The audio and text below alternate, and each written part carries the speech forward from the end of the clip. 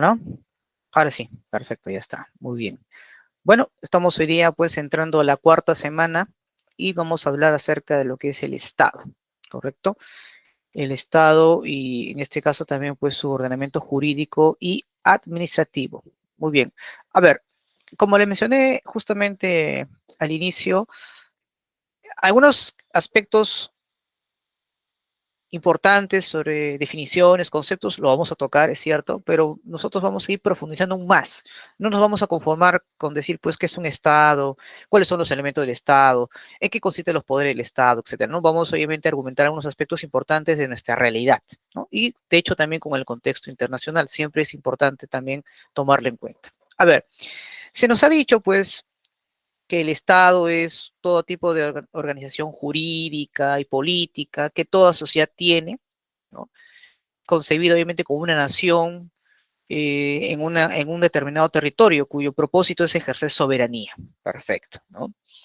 Entonces, y de hecho, un Estado tiene una serie de características. Por ejemplo, contiene un conjunto de instituciones, autoridades, todo un cuerpo jurídico, ¿correcto? De leyes, en este caso las normas o constituciones, que tienen obviamente la capacidad de regular el comportamiento o la conducta de las personas. Muy bien. Ubicadas obviamente en un determinado espacio geográfico. Perfecto.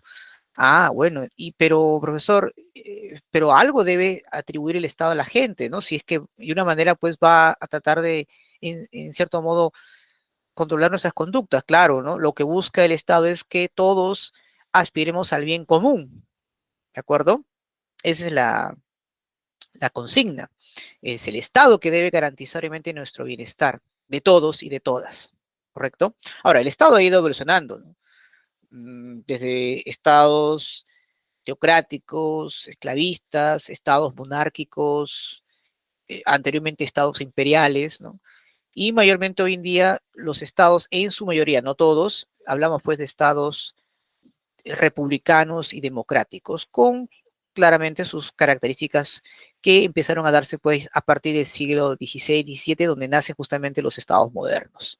Muy bien, perfecto. Y hasta cierto punto eso es correcto, ¿no?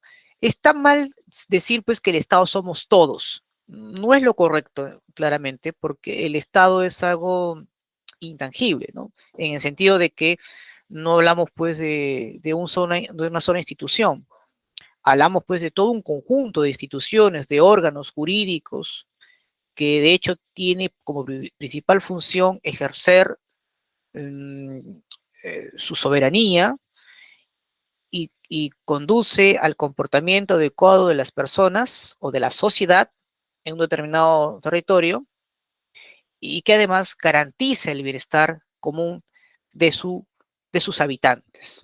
¿De acuerdo? Muy bien. Ahora, lo interesante es que los elementos de un Estado básicamente son tres, perfecto, pero obviamente hay uno más que también lo voy a mencionar. Empecemos con lo que es mm, la nación. A ver, diríamos que la nación vendría a ser el conjunto de personas, ¿de acuerdo? Que de hecho tienen un pasado en común, ¿de acuerdo? Y claramente hay una expectativa entre ellos de tener pues una vida común entre cada uno de ellos, ¿no? Eso es obviamente una nación. Se dice que el Perú es un cúmulo de naciones. ¿Por qué? Porque en cada lugar de lo que hoy llamamos Perú, hay comunidades, hay sociedades que tienen sus propias características que son diferentes a las otras, ¿correcto? Entonces es un poco más difícil o complicado de repente de identificar eh, o de dar a conocer pues una sola gran nación, ¿no? En realidad pues hay muchas naciones en el territorio peruano. Y para muchos, algunos consideran que es muy complejo y difícil eh, bueno, complejo lo es, pero eso impide pues que formemos una nación sólida, como de repente otros países lo han logrado realizar, como el caso de Alemania, como el caso de Grecia, Italia, por ejemplo, ¿correcto? Entonces, eso es importante, ¿no? Tener el concepto de nación, ¿sí? El siguiente elemento importante que debemos tomar en cuenta, eh, que es del Estado, es el territorio, ¿no? Viene a ser pues el espacio geográfico, ¿no? Donde obviamente habita la población y donde es el Estado que ejerce soberanía, ¿correcto? En este caso, pues, según nuestra Constitución, plantea pues que el territorio del Estado peruano, en este caso, es inalienable, ¿no? E inviolable, es decir, que ningún otro país, otro Estado puede ejercer soberanía sobre nuestro propio territorio, ¿no? Y recuerden pues que cuando hablamos del territorio está, comprende pues el espacio geográfico en sí, es decir, el suelo, el subsuelo, el mar, en este caso el nuestro, porque tenemos obviamente mar, y el espacio aéreo, ¿correcto? Eso es fundamental, ¿de acuerdo? Entonces eso hay que de repente tomar en cuenta. Y bueno, hablamos pues también de la soberanía en sí, ¿no? O el ordenamiento jurídico, en la cual pues es la potestad que tiene todo Estado, ¿no? En hacer dentro del territorio, imponer sus leyes y la toma de decisiones de las instituciones que son del Estado, ya sea del Poder Judicial, del Poder Ejecutivo, del Parlamento o de las instituciones autónomas. Entonces, vuelvo a reiterar que ese de que me digan que el Estado somos todos, no es correcto. En realidad es todo un conjunto de instituciones basadas en normas y leyes que rigen la conducta de los individuos y que garantizan el bienestar común. ¿Sí? Muy bien. Y bueno, tenemos acá pues el ordenamiento en sí jurídico, el ordenamiento administrativo, que en ese caso, bueno, en realidad es el ordenamiento jurídico y político, ¿de acuerdo? Que ejerce obviamente en medio de sus instituciones. Y por último, pues tenemos al pueblo, ¿no? El pueblo en este caso, ¿qué vendría a ser? De hecho, pues son los habitantes en sí que están que tienen, que en este caso muchos de ellos pues conforman a una nación, ¿no? Porque, ojo, pueblo y nación son obviamente dos cosas distintas, ¿correcto? Eso también hay que tomar en cuenta ese aspecto. Muy bien. Entonces, sí, adelante, dígame. Gracias, profesor. Respecto al pueblo, profesor, podríamos mencionar que también el pueblo es fundamental un poder más, ya que no está en los tres grandes poderes que tenemos, ejecutivo, legislativo y judicial. Si estaríamos hablando del pueblo, sería uno de los que otorga este gran poder al Ejecutivo y Legislativo a través de nuestro voto, ¿no? Nuestro derecho del voto en el cual nosotros como pueblo le brindamos ese poder a ellos de poder gobernarnos administrativamente y políticamente. Podríamos también mencionar que, como hace un poco mencionó, nosotros como nación, muchos de nosotros no sabemos defender nuestros derechos, de tanto constitucionales y humanos. ¿Por qué? Porque muchos carecemos de los conocimientos de la misma Constitución y es ahí donde nosotros pecamos de falta de cultura en nuestros propios derechos. Gracias, profesor. Quería A mencionar ti, eso. gracias por la reflexión. Sí, en realidad tienes mucha razón. El pueblo en este caso solamente es recordado cada 5, cada 4 años, cuando obviamente hay elecciones generales. De ahí obviamente simplemente pues pierden todo tipo de participación. Lo que pasa es que en nuestro país se ejerce lo que es la democracia indirecta. Algunos países llaman democracia imperfecta, cuya representatividad pues no es a través de nosotros, sino a través de los partidos políticos. Sí, adelante, dígame. Buenos días, buenas tardes. Sí, le escuchamos. Decir mi compañero es que, según todos tenemos entendido, el poder legislativo se encarga de ser la voz del pueblo. Por ende, son ellos los que deben llevar la voz de todo lo que sean alcaldes, fiscales, provinciales, que ellos acoten esa voz para que el pueblo sea escuchado ante el Ejecutivo, ¿no? Que es el poder que rige las leyes. Entonces, yo me pregunto, ¿por qué no se puede dar, o sea, por qué el poder legislativo, siendo la voz del pueblo, el que verifica, el que esta es la parte de la voz que da lugar al Ejecutivo y ser partícipe. Entonces, quiere decir que el legislativo no está cumpliendo de acuerdo con ser la voz del pueblo. Esa es mi pregunta, profesor. Ok, gracias. Voy a justamente a responderlo. Justamente estaba hablando de los partidos políticos, que también es un tema que vamos a tocar con mucho énfasis el día de hoy. Como mencioné, nuestro país es una democracia de representación indirecta, donde la población le entrega todos esos poderes a los partidos políticos, en la cual, a través de las elecciones, en la cual somos los protagonistas, son los que van a tomar las riendas de la administración del Estado por un tiempo determinado, ¿no? En el caso del Perú, recuerden que es cada 5 años, ¿verdad? Muy bien, bueno, antes era de 4, pero en el siglo XX es a partir de 5 años para adelante. Ahora, bueno, cada 5 años, perdón, periódicamente. El detalle está de que los partidos políticos desde mucho tiempo atrás han empezado a perder representatividad en sí. Son muy pocos los partidos políticos que todavía mantienen ciertas características de partidos políticos, como por ejemplo convocatorias, estar siempre con sus bases, realizar elecciones internas, etcétera, etcétera. En las últimas décadas todo esto ha cambiado notoriamente.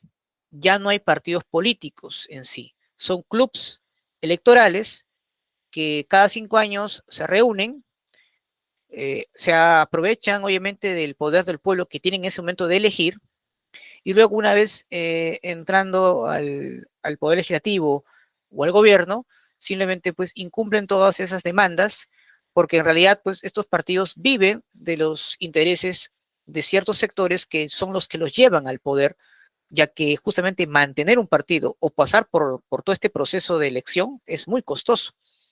¿Correcto? Y por lo tanto, pues ellos por sí mismos no van a poder subvencionarlo. De hecho, lo tienen que hacer pues las corporaciones, empresas o personas que tienen un interés que cuando lleguen al gobierno o al legislativo cumplan obviamente con sus demandas y no con las del pueblo, ¿no? Ese, digamos, es la diferencia tremendamente, ¿no? Martín Tanaka, por ejemplo, nos dice pues que lo curioso en el Perú es que por un lado, no existen verdaderos partidos políticos, pero sí existen políticos, ¿correcto? Políticos que obviamente utilizan a los partidos en sí para poder obviamente llegar al poder. A lo que llamamos pues dientes de alquiler, ¿no? Es decir, yo tengo una persona que con mucha carisma, que la gente me apoya, pero yo no tengo un partido propio. Entonces me albergo un partido, ¿correcto? Que no es mío, no soy de las canteras de ese partido, pero como está apto para poder obviamente y estar en las elecciones, me agrupo a ella, ¿no? Y eso lo vemos bastante cuando al ingresar pues al Congreso luego hay divisiones, ¿no? Hay una partición. ¿Por qué? Porque muchos de estos que han que han ingresado por estos partidos políticos no son de las canteras, no hay una ideología que los persigue, ¿no? Vienen obviamente por otras intereses y muchos de ellos claramente lo que buscan es beneficiarse, ¿no? Al poder obviamente postular a, al Parlamento, por ejemplo, ¿no? Entonces, ese, digamos, es un gravísimo problema. Entonces, cuando hay no esa conexión entre Estado, Parlamento y ciudadanía, pues ahí es donde empiezan los problemas y es por eso que cada vez que votas y durante el trayecto de su mandato realizan una serie de acciones, no necesariamente son en beneficio de la población o de acuerdo a las demandas que exige, ¿no? Y así el círculo continúa cada cierto tiempo. Eso es lamentablemente. Entonces, para cortar totalmente eso es obligar a una reforma de los partidos políticos, donde la ciudadanía obviamente tome la conciencia necesaria, como justamente su compañero mencionó, de que realmente tiene el poder, ¿no? Que a través de que la Constitución le ofrece, ¿no? Como es el caso pues de la revocatoria, como es el caso, por ejemplo, del control político. Es más, ustedes saben de que el 10% de la población electoral puede incluso tener injerencia en el cambio de las leyes o normas parcial o total de la Constitución, ¿correcto? Aunque eso se ha modificado, en la cual ahora pasa por el Congreso. Lamentablemente, pues no hubo una exigencia de la gente en ese aspecto. Es más, hay todavía un problema, que es el referéndum. Ya se nos ha quitado la potestad de que a través de un referéndum podemos, obviamente, manifestarnos, ¿no? Incluso el referéndum, repito, también pasa por el Congreso, ¿sí? Muy bien. Entonces, esto, digamos, es importante, quería yo justamente mencionar, ¿no? Ahí justamente vemos las características, pues, ¿no? de la población, que es una población, ¿no? Obviamente ahí hablo pues de personas, tanto nacionales como extranjeras, que obviamente son parte, obviamente, de un territorio y que deben, obviamente, en este caso, por así decirlo, exigir, o perdón, acatar, obviamente, lo que las leyes, las normas nos dicen, ¿no? El hecho de que tú seas extranjero, eso no significa que no cumplas con las normas que exige el Estado, ¿no? En realidad, pues las leyes tienen que ser para todos, ¿correcto? Muy bien. Entonces, esto, digamos, es muy, muy importante, ¿no? Hablar acerca de lo que es la población. Y porque a veces existe pues mucha confusión. A veces piensa que población es igual que nación, a veces piensa que Estado es igual que gobierno, y no, para nada, son completamente distintos. Es más, les voy a dar un ejemplo. Yo les pregunto, ¿puede existir un pueblo sin Estado? ¿Qué dicen ustedes? ¿Puede existir una población sin Estado?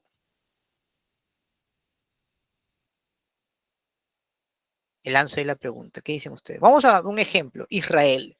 Israel hasta antes de los años 50 era una población, no existía el Estado de Israel. Había una nación, la nación judía. Había una población, correcto, pero no había un Estado, porque no había obviamente. Y encima no tenían territorio. O sea, claro, no puede haber nación, no puede haber territorio, pero necesariamente debe haber población y en unos casos nación, que es fundamental para la supervivencia de ese grupo de sociedad. Si no, fíjense pues en los kurdos, en el Medio Oriente, cerca al lado de Turquía y otros países de esa zona, donde aún todavía aspiran a tener un territorio. ¿No? Son una nación, los kurdos, pero no tienen territorio. Ellos anhelan pues tener el Kurdistán, en el cual actualmente ocupan los territorios de Turquía, Irak y otros países más, ¿no? Entonces, esto es fundamental. En caso de nosotros, tenemos una población, tenemos muchas naciones, tenemos un territorio y un Estado, ¿correcto? Pero hay un problema nosotros, no nos identificamos todavía como peruanos, ¿correcto? Ese es un grave, los graves problemas que todavía tiene nuestro país, ¿no? Pero ahí está, ¿no? La población, ¿no? En este caso hablamos de la población peruana, que alberga pues tanto aquellos que nacieron en el Perú, aquellos que se han nacionalizado o aquellos que han migrado del extranjero y que obviamente por diversas razones tienen que ahora estar aquí y en su mayoría pues trabaja para su supervivencia, ¿correcto? Muy bien, entonces eso digamos es lo que es la población, que puede ser tanto nacional como extranjera, que está en nuestro territorio mayormente de manera permanente, ¿sí? Muy bien. Tenemos acá pues al gobierno, ahí está, ¿no? Que es una forma de organización jurídica, que el Estado, donde cuyo poder es el ejecutivo, de ahí viene pues la palabra, que ejerce, que ejecuta, obviamente una serie de acciones en beneficio de la población, ¿de acuerdo? El gobierno pues que ejerce es a través de uno de sus poderes, en este caso hablamos del poder perdón, ejecutivo, ¿de acuerdo? ¿Qué es la organización jurídica, profesor? Bueno, es el conjunto de leyes, normas que organizan pues, nuestras vidas, ¿no?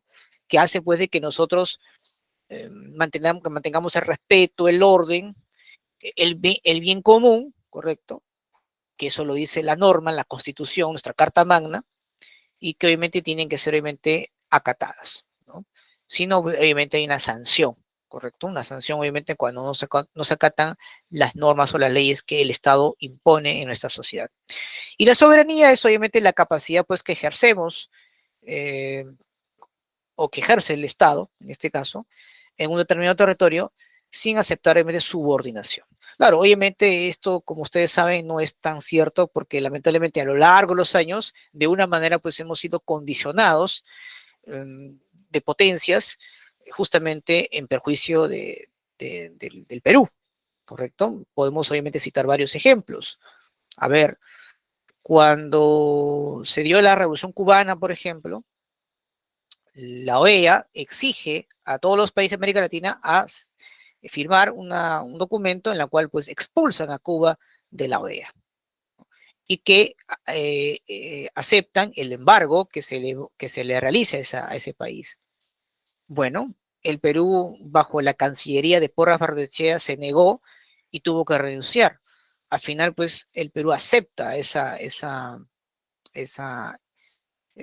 advertencia, por así decirlo, de la OEA, para que obviamente expulsen a Cuba de la Organización de las Naciones Unidas, ¿no? Entonces, de una manera, pues, estamos perdiendo, obviamente, esa soberanía. Es más, en toda América Latina hay bases militares norteamericanas, por ejemplo. Y justamente los países que más bases militares tienen es justamente Colombia y Perú, ¿no? Curiosamente. Ahí estamos viendo también, pues, una injerencia, ¿no? Y es algo que me sorprende porque supuestamente los que tienen que dar la autorización de, de que llega aquí bases militares que ya tienen desde mucho tiempo atrás, esto no es reciente, es justamente el Poder Legislativo, ¿no? Ellos son los que obviamente toman la decisión de permitir o no la llegada pues, de bases militares extranjeras, cosa que obviamente se ha dado y se sigue dando en este caso, ¿no?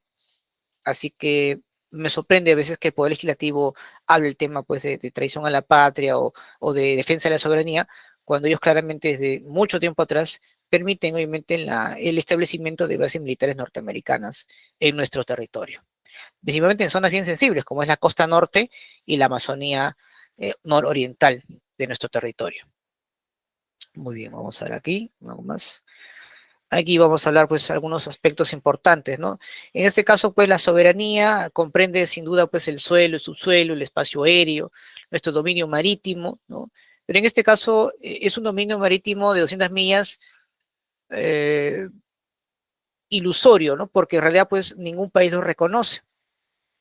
Recuerden que a través de la Convención del Mar, los países sí reconocen 12 millas de soberanía total, ¿no? En este caso, de territorio, ¿no? Nuestra soberanía solamente es esa, ¿no? Soberanía administrativa, pero la gente aún piensa que cuando hablamos de soberanía es una soberanía pues total y no es así. Nosotros no ejercemos una soberanía total de nuestras 200 millas, ¿no? Y eso lo aclaramos también en la semana pasada. Ahí están, ¿no? Nuestras características, nuestro territorio. Sabemos pues que el Perú es el tercer país más grande de América del Sur, ¿no? Después de Brasil y la Argentina. Pero lamentablemente el Perú era más grande, solamente que a través de los años hemos empezado pues a perder territorios con todos nuestros vecinos.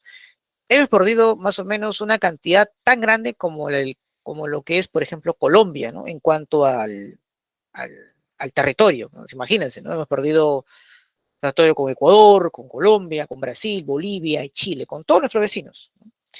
Lamentablemente, pues no hubo una visión geopolítica adecuada y, claro, los gobiernos han tenido una serie de dificultades justamente con todos nuestros países, sobre todo durante el siglo XIX, donde todavía pues había un reacomodo de los límites territoriales en Sudamérica. Antes pues no existía pues la ONU u otra institución supranacional que ayude pues a configurar los territorios nacionales. Hay que recordar pues que la limitación de nuestros territorios se basó pues en dos principios muy antiguos, ¿no? El principio de uti possidetis y el principio de la libre determinación de los pueblos, ¿no? Así se configuró nuestros límites territoriales con nuestros vecinos. Muy bien. Quiero mencionar que el Estado peruano tiene unas características que quiero también mencionar. Por ejemplo, desde el siglo XIX que se estableció el primer Congreso Constituyente, el Perú decidió ser una república. La pregunta es, ¿qué entendemos por república? Bueno, de hecho es una palabra latín, ¿no? Deriva pues de la palabra res, que significa cosa o, claro, cosa, res, y pública, ¿no? Que significa pueblo, ¿no? Esto quiere decir pues que pertenece al pueblo, ¿no? Es del pueblo, a eso se refiere, ¿no? República. Y bueno, y nosotros obviamente hemos decidido pues ser así, ¿no? Una república, una república. Hubo pues al inicios de, de nuestra independencia que habían algunas posturas, ¿no? Algunos planteaban que debería ser una monarquía constitucional, otras que sea pues una república federativa, como la que proponía Simón Bolívar, pero al final pues se decidió por una república, pero una república no federal, sino una república unitaria, ¿no? Ya explicaré más adelante en qué se diferencia. Pero es muy importante mencionarlo. Posteriormente establecimos pues como una forma de gobierno, como parte obviamente de este proceso de la democratización en toda América Latina, lo que es la democracia, ¿no? La democracia en sí. ¿Y qué es la democracia? Bueno, también partamos de dos palabras, ¿no? Palabras griegas, demos, ¿no? Que es pueblo, kratos, gobierno, gobierno pues en nombre del pueblo, ¿no? O que predomina pues de la voluntad del pueblo. Y que cuyos gobernantes pues son los que van a tomar los destinos del país, ¿no? En este caso por la votación popular. Bueno, entonces esta también es otra característica de nuestro país, ¿no? Es republicano, unitario, democrático, y también es independiente y soberano. Pero ya también aclaré pues que esa independencia y esa soberanía pues no es tanto ni militar ni económico, porque sí o sí lamentablemente pues hay cierta dependencia. Con los ingleses primero y ahora pues con los Estados Unidos. Bien, ¿por qué se dice, profesor, que nuestro país es independiente y soberano? Bueno, porque expresa pues independencia, autonomía del Estado peruano con respecto a otros estados, y que la soberanía en este caso pues se refiere a esa capacidad que tiene justamente el Estado peruano de dar sus leyes, sus normas, ¿no? Y gobernar de acuerdo obviamente a la decisión, en este caso, de sus instituciones, sin que deba existir algún tipo de injerencia por parte de otros estados. ¿Correcto? Muy bien, eso es obviamente lo que se menciona, ¿no? Con respecto a la soberanía. Y bueno, ¿por qué, profesor, dice que es uno, unitario, y por qué también se dice que es indivisible? Justamente porque en este caso solo existe un Perú, ¿correcto? Un Perú, y que obviamente debe en este caso ser respetado y no puede haber una separación de ella, ¿correcto? Entonces, esto, digamos, es fundamental siempre recordar estos aspectos. Y en este caso, ¿cuál es nuestra norma máxima? La Constitución política. Profesor, ¿cuántas constituciones hemos tenido? 12, lamentablemente, ¿no? Ahí se dan cuenta, pues, que hemos tenido, pues, una serie de constituciones porque lamentablemente había mucha inestabilidad, ¿no? E intereses particulares. Pero, digamos, tampoco es algo que le haya ocurrido al Perú. Hay otros países en la región que también han ido modificándose constituciones, sobre todo durante el siglo XIX, que fue tiempos de más convulsión política, social y económica, sin lugar a duda. Muy bien. Ahora, hay algunas cosas que la Constitución siempre lo dice, pero como yo menciono, esto en la práctica no es tanto así. Por ejemplo, ¿qué dice la Constitución Política del Perú? Dice pues que el poder del Estado emana del pueblo, pero ese poder obviamente se da pues en el tema de las elecciones. Una vez que haya concluido, simplemente pues el pueblo ya no tiene ningún tipo de participación, si te das cuenta. No tiene algún tipo de mecanismos, bueno, los tiene, pero que no los conoce, ¿de acuerdo? No los conoce lamentablemente. Por ejemplo, dice también pues que nadie pues debe obediencia a un gobierno usurpador. Es decir, acá la población civil pues tiene derecho a la insurgencia, ¿no? A la defensa del orden constitucional. Cuando obviamente hay un gobierno que irrumpe sin que haya sido elegido por la población civil tiene derecho pues a la insurgencia, ¿correcto? Profesor, pero ¿qué pasa si un gobierno es declarado de manera legítima y la gente obviamente y un sector de la población no lo acepta? Ah, eso se llama rebelión y eso es penado. ¿Correcto? Ahora, algunos confunden también la rebelión con la sedición. La sedición, ¿en qué se diferencia? Principalmente en que acepta al gobierno, pero hace todo lo posible para que no cumpla con sus funciones. Y eso es un acto de sedición, por ejemplo. Y eso la gente tiene que entender, que cuando obviamente las instituciones no dejan que el gobierno obviamente realice sus acciones, esto es un acto de sedición. Y eso también obviamente debe ser penalizado. Muy bien. Se dice pues también, lo que dice nuestra Constitución, es que la defensa de los intereses del Estado es ejercida pues por los procuradores públicos, ¿no? Ya sea pues la Fiscalía, la Contraloría General de la República, que también hablaremos más adelante de ellos, y que la capital de la República del Perú, que es Lima, y su capital histórica, que es el Cusco. Lamentablemente Lima es es una ciudad muy ajena a a las otras regiones que tenemos. Ese es un problema también. Y además que desde Lima pues se ejerció todo el poder central e impide pues que otras regiones puedan desarrollarse, ¿no? Por eso es que en los últimos años se ha buscado pues primero lo que es la descentralización y posteriormente la regionalización, que también son cosas distintas. Unos piensan que es lo mismo. Felizmente hay un tema que vamos a tocar más adelante y ahí voy a poner un poco más de énfasis, pero es importante mencionar pues que Lima, lamentablemente por su ubicación geográfica en sí, por su por la tradición misma que ejerce o que de la ciudad misma, perdón, claro, por así decirlo, pues nunca estaba tan conectada con el resto de las regiones, ¿no? Lamentablemente, ¿no? Muy bien. Esto es básicamente algunos aspectos fundamentales de lo que sin duda pues tiene. Ahora muchos dirán, profesor, ¿y cuál es el deber del Estado? A ver, bueno, una de ellas tiene que ver pues con la defensa de la soberanía nacional, por eso cuenta con un ejército, ¿correcto? Que hace poco pues ha sido vulnerado por un ataque pues en este caso de ciberseguridad, ¿no?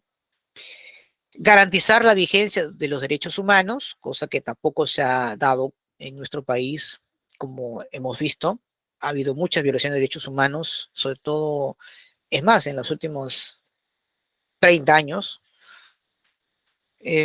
Busca promover pues el bienestar general de todas las personas a través pues de la justicia, el desarrollo integral, en fin, eh, y ejecutar pues una serie de políticas y promover la integración de todos los ciudadanos. Y eso es obviamente lo que menciona, buscando pues obviamente el bien común, como les mencioné, ¿no? Y siempre pues tratando de tener pues sin duda una importante conexión a través de las políticas del exterior con los demás países, ¿no? Por algo pues tenemos embajadas, diplomáticos que también realizan esa función, ¿correcto? Sí, adelante, dígame. Sí, profesor, respecto al tema del bienestar social, podríamos también mencionar sobre el artículo 234, que nos dice claramente que todo trabajador público, en este caso, debe estar debidamente representado, ¿no? Con todos sus nombres y apellidos. Debe también mantener un respeto a la sociedad, al pueblo, dignidad. Hay tantos puntos también que lamentablemente los trabajadores públicos hoy en día no lo asumen, ¿no? Incluso las mismas autoridades, los mismos policías no están plenamente identificados. Es ahí donde se comete el abuso de autoridad. Por otro lado, también si hablamos de bienestar a la sociedad, podríamos también mencionar el capítulo número 2, artículo número 22, que nos dice claramente que todos tenemos el derecho y asimismo el deber de trabajar libremente sin perjudicar a los demás. Pero ¿qué sucede, profesor? Que en persona propia lo digo, muchos trabajadores urbanos a que nos dedicamos al arte nos meten en un rubro que no es y no nos dejan trabajar libremente.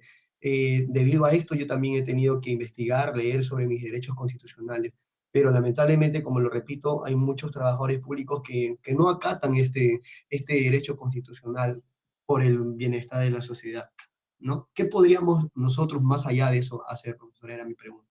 Gracias. Ok, muchas gracias. Bueno, en este caso, que más personas que se sientan perjudicados y que se sientan violentados de esos derechos, presentar, pues en este caso, dependiendo de la situación, una acción de amparo, por ejemplo, ¿no? Que se da cuando uno siente, obviamente, que hay una violación de sus derechos. El detalle está, vuelvo a repetir, es que lamentablemente nuestras instituciones no están funcionando como corresponden.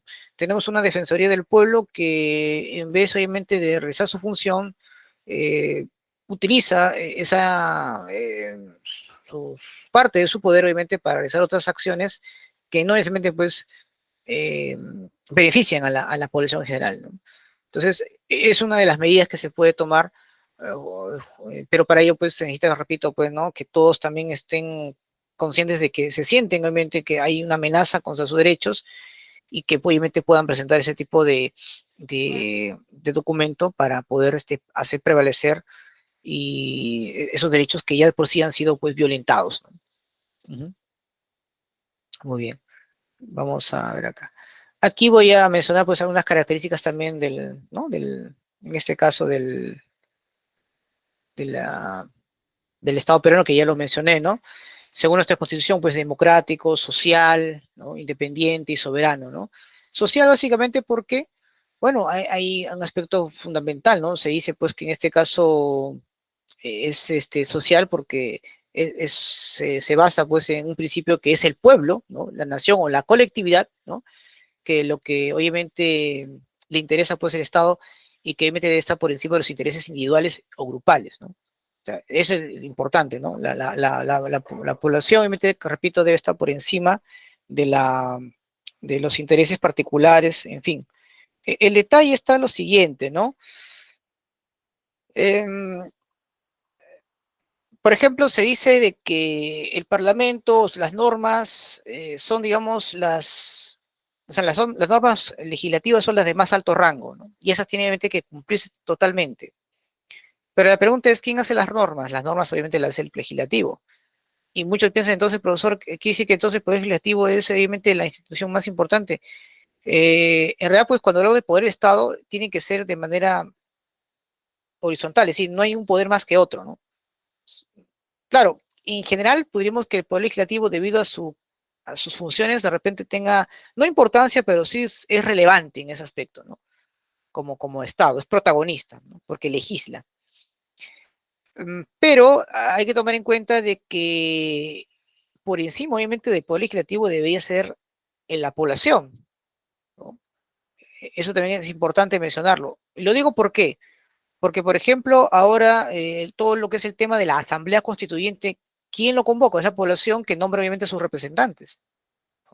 Y que obviamente en estos momentos pues no se impide o está impedida obviamente de poder obviamente realizarla. Porque para que se convoque una Asamblea Constituyente pasa también por el Congreso, ¿no? Cosa que obviamente no es constitucional porque eso no se ha dado antes, ¿no? Se han hecho reformas obviamente contrarias, obviamente, a lo que dice la Constitución. Y me sorprende, pues, que el Tribunal Constitucional no haya dicho o haya realizado algún tipo de observación, ya que justamente el Tribunal Constitucional es el que vela porque las leyes, las normas de la Constitución sean respetadas por todos los poderes del Estado, ¿no?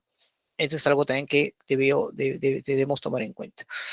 En la forma de gobierno, pues es unitario, centralizado, ¿no? Es único e indivisible porque solamente existe un solo Perú, eso mencioné, y no puede ser dividido. Y bueno, en este caso es centralizado porque, sobre todo en los últimos años, porque paralelamente pues al gobierno central existen otros gobiernos locales, ¿no? Lo llamamos pues gobiernos regionales.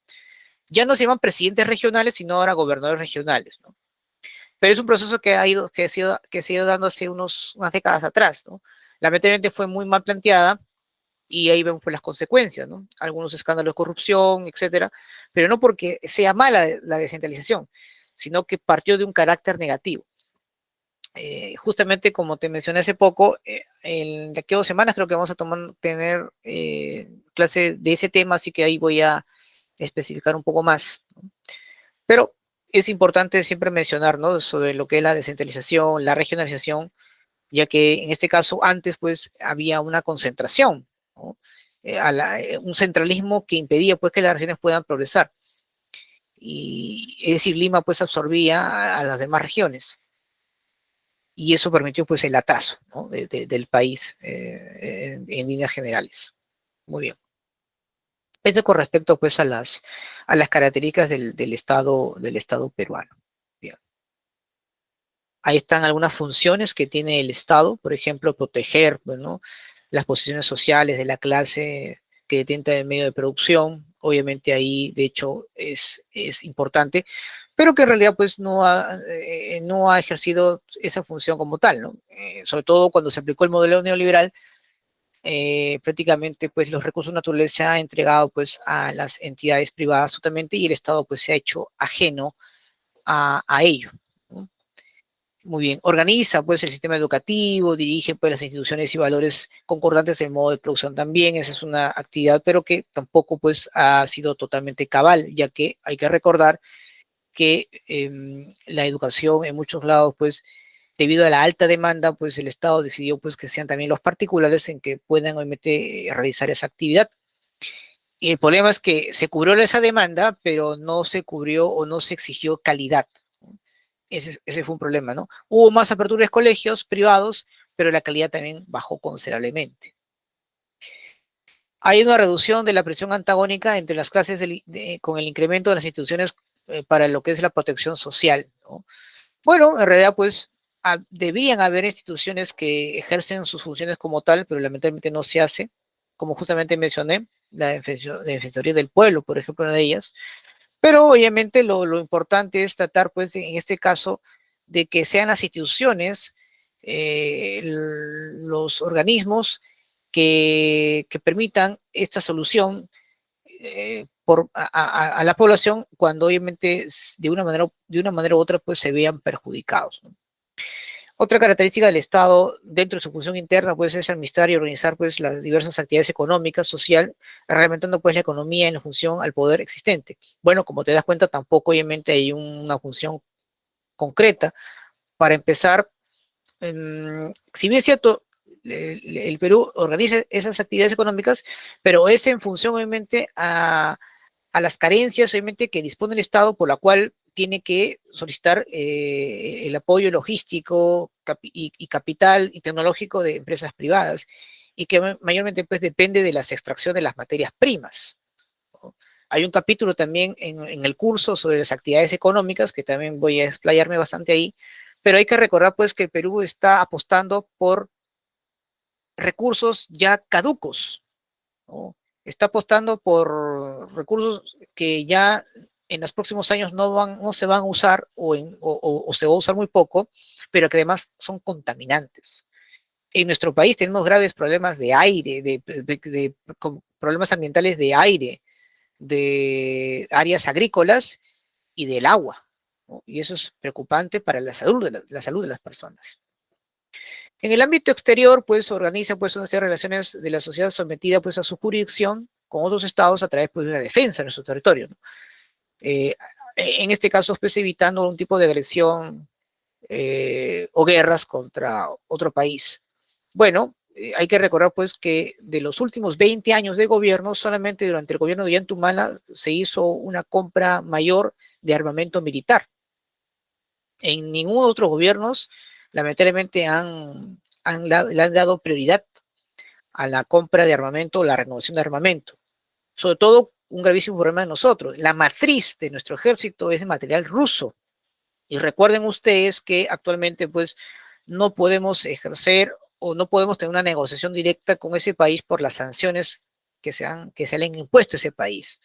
E incluso la empresa Antonov, que está en Ucrania, ha sido destruida, ¿no?, por el ejército ruso. Por lo tanto, pues los repuestos que disponemos no están, digamos, al alcance de nosotros. ¿Eso qué significa? Que en una probabilidad de una guerra que vamos a tener con cualquier país, pues estamos en una clara desventaja, ¿no?, porque no hay renovación, ¿no?, en este caso, de material bélico. Ahora, esto tenía que haberse hecho hace mucho tiempo atrás, pero al parecer ciertos sectores de nuestro ejército parece que vieron un buen negocio este aspecto y lamentablemente pues no ha habido cambios significativos, ¿no? Para que ustedes puedan ver ahí, pues la corrupción y la mafia también pues están dentro de nuestras instituciones armadas, pero parece que eso no es noticia. Muy bien. Vamos a ver acá. Vamos a hablar algo rápido sobre la organización administrativa del Estado peruano, ¿no? Bueno, dentro del marco narrativo, el Estado pues guía a la sociedad en un determinado territorio. La estructura del Estado está definida pues por nuestra Constitución, de acuerdo pues al artículo 43, que nos dice que el Perú o la República del Perú es una democracia, es social, independiente y soberana, que eso también lo mencionamos en su debido momento, y que es un estado unitario e indivisible, ¿correcto? Su gobierno pues en este caso es unitario, representativo y descentralizado, ¿no?, y que se organiza obviamente según el principio de la separación de poderes. Pero la pregunta es, si ya sabemos que es un Estado, ¿qué vendría a ser un gobierno? ¿Quién por ahí de repente nos puede decir qué es un gobierno? A ver. ¿Qué es el gobierno? Ahí está. A ver, adelante, sí, dígame. Bueno, si nos referimos a gobierno, es aquel que toma el poder de manejar este Estado. En este caso, por ejemplo, Que lo nosotros, administra, ¿no? por lo que usted mencionó, somos antirregulares, ¿no? Pero sin embargo, profesor, en la actualidad estamos viendo que hay dos tipos de gobiernos, el gobierno ejecutivo y el legislativo, los cuales los dos quieren tener el mismo poder, Protagonismo. como mencionó su pregunta. Sí, estamos pasando por un problema irregular. Eso es lo que yo pienso, profesor. Gracias. Ok, muchas gracias. Muy bien. Vamos entonces a definir qué es gobierno. Bueno, te doy toda la razón en ese aspecto. Es un conjunto, pues, de personas que han sido elegidas por la población, ¿no? Para dirigir, para administrar el Estado por un periodo de 5 años, ¿no? Ese es obviamente el periodo, ¿no? No puede ser menos ni más. Y bueno, hay que señalar, pues, que el Estado, pues, permanece, pues, siempre en el tiempo, pero los gobiernos cambian, ¿no? Y van cambiando, repito, periódicamente. En nuestro caso es cada 5 años, ¿no? Y bueno, y de hecho, pues, esos cambios que se dan están, pues, de acuerdo, pues, a un conjunto, están seguidos a un conjunto, pues, de procedimientos democráticos y que están previstos en el ordenamiento jurídico. Cualquiera, obviamente, que altere o que cambie, obviamente, esa, ese periodo, obviamente, no está siendo completamente democrático, ¿no? Porque se habla delante de elecciones, se habla delante de elecciones generales. Pues obviamente las elecciones obviamente tienen que ser cada 5 años, no obviamente cuando ciertos sectores se sienten obviamente eh, preocupados por sus intereses y ya pues quieren las elecciones generales, no debería ser así, ¿no? En una democracia tan precaria como es la nuestra, se debería obviamente mantener pues el periodo de democracia, o en este caso de 5 años, para ambos poderes. Aquí obviamente tiene que haber una transacción, una negociación o conciliación, sino obviamente estamos a punto, obviamente, de mantener pues nuestra frágil democracia, que ya de por sí es precaria y con todas sus deficiencias, pero como nunca antes en la historia de la República del Perú, hemos pasado por una democracia con todos sus defectos por mucho tiempo.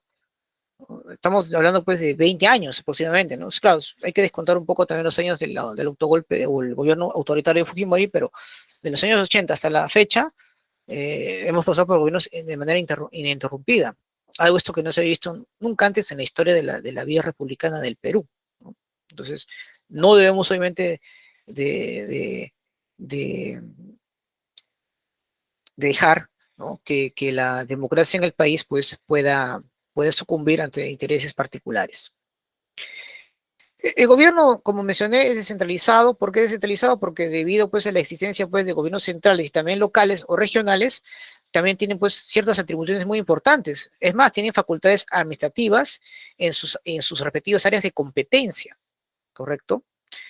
¿Por qué parten, profesor, de un principio de separación de poderes? Bueno, para cumplir pues, con sus funciones, el gobierno, el Estado debe establecer pues, organismos e instituciones de carácter autónomo, es decir, que no dependan del gobierno, y que son obviamente llamados obviamente a cumplir con esas funciones, ¿no? En este caso hablamos Poder Judicial, Legislativo, Ejecutivo y sus instituciones autónomas, que también vamos hoy día a estudiarlo, ¿no? Y es unitario porque la autoridad pues emana pues del gobierno central, ¿no? Que controla pues a los gobiernos regionales y municipales, ¿no? Por eso es que a veces algunos consideran pues que el Perú, para que pueda ejercer mejor sus funciones, debería ser un Estado federal, porque al ser un Estado unitario hace pues de que Lima, que es el gobierno central, sea muy paternalista y evita pues que las regiones puedan obviamente desarrollarse como corresponde. Entonces, en cambio, pues un gobierno federal, cada Estado pues tiene autonomía, ¿no? Con sus respectivas autoridades. Pero también a ese Estado federal tienes que darle atribuciones o tienes que darle, por así decirlo, eh, poderes tributarios, para que obviamente la riqueza obviamente sea repartida en esa región de manera equitativa, ¿no? En cambio, al ser pues un gobierno unitario, toda esa riqueza en una región va para todos y parte de esa obviamente se la queda la capital, a pesar de que ella se desprende, a pesar de que parte de esa riqueza se desprende y lo da pues en lo que es el canon, ¿no? Muchos piensan que el canon es lo que da la empresa, no, el canon es lo que el Estado o el gobierno central se desprende parte de esa riqueza o de ese tributo que recibió de las empresas para trasladarse a la región donde se está desarrollando la actividad. Ahora, yo tengo mi postura por cual no se quiere obviamente hacer un Estado federado, ¿no? Porque Lima obviamente claramente perdería cada vez mayor poder. Eso está clarísimo, ¿no? Si te das cuenta, pues Lima ejerce pues un poder financiero, bursátil, pero no posee obviamente yacimientos, no posee recursos naturales que pueda explotar, ¿no?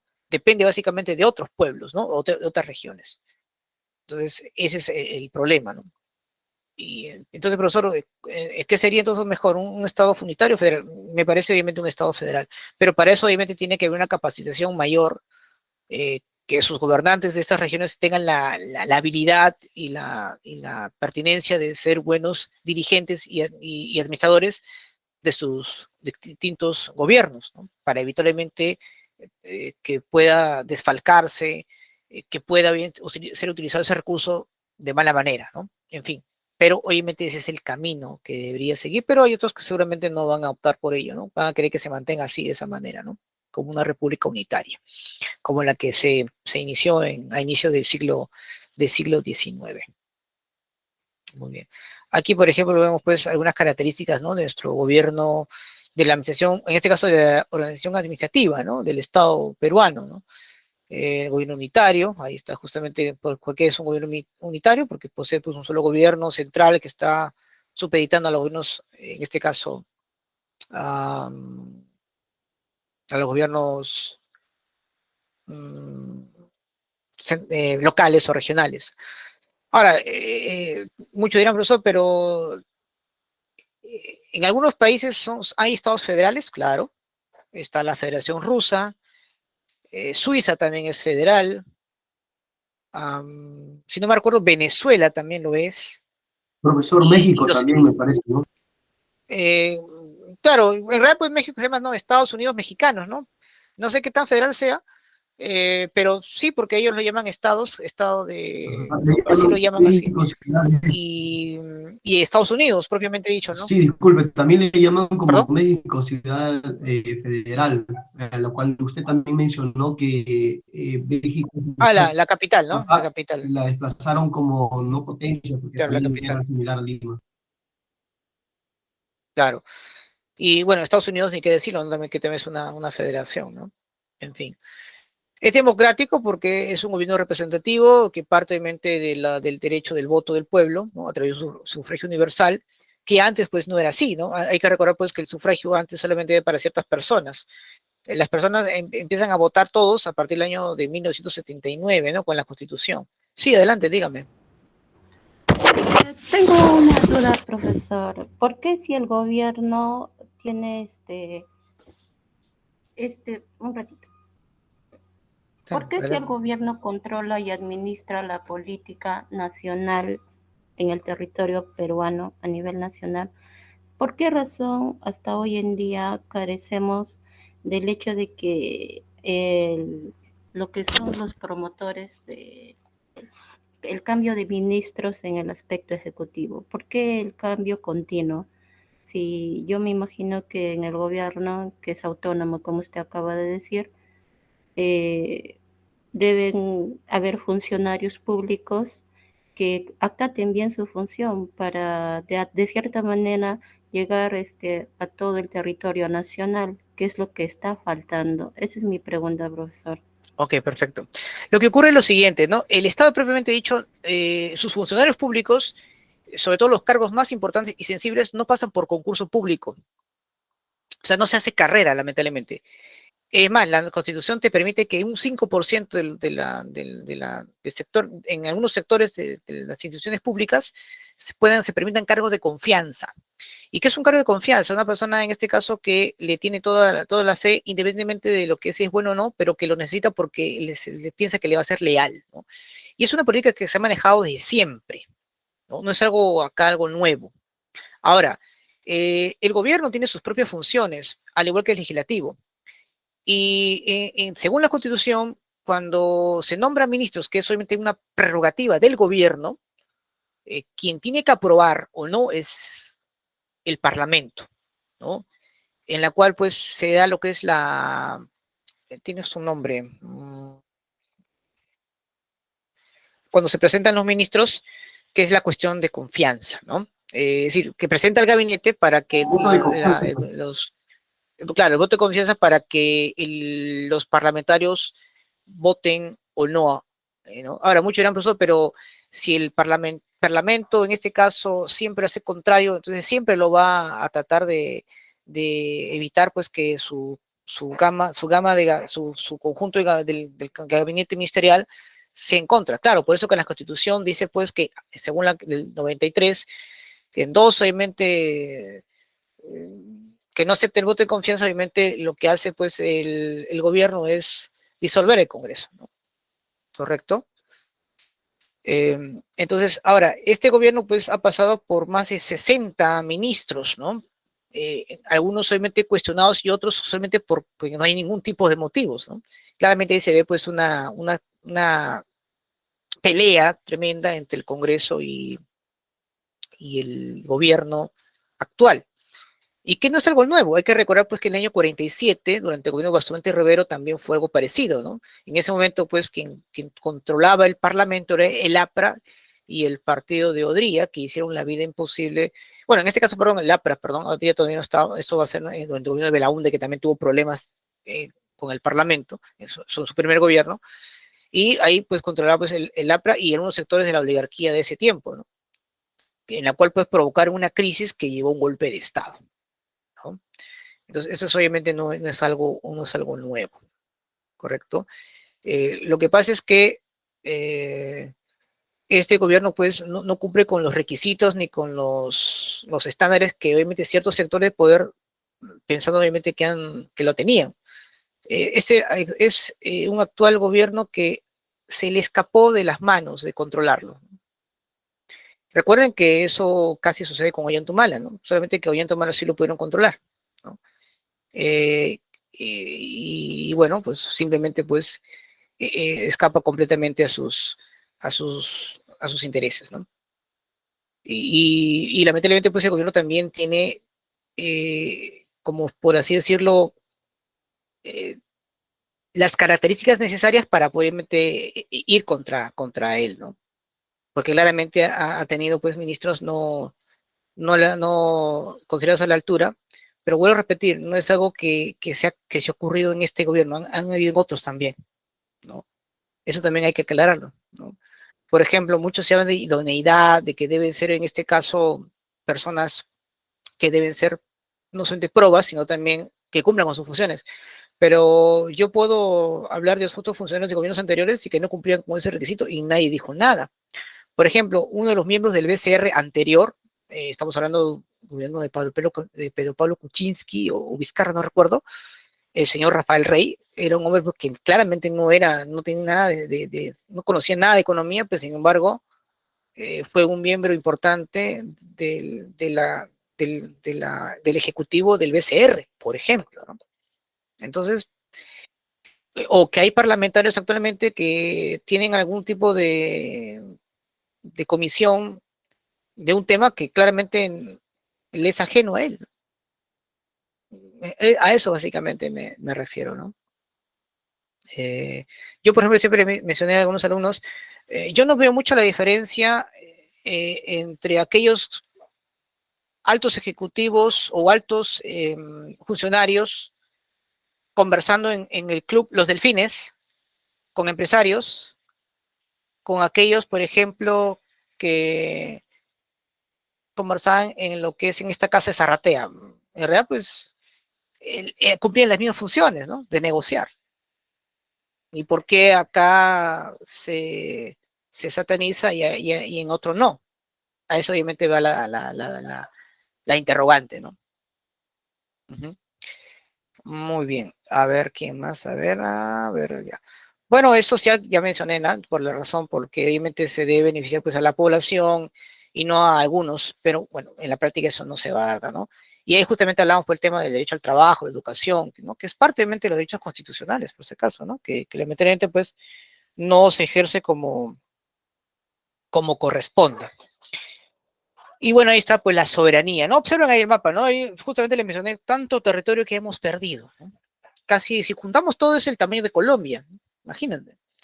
El Estado peruano pues no tiene ningún, bueno, en la práctica, bueno, teóricamente no debe tener ningún tipo de restricción, ¿no? Para poder ejercer su soberanía, etcétera. Pero ya le conté algunos aspectos que lamentablemente sí transgreden la soberanía nacional.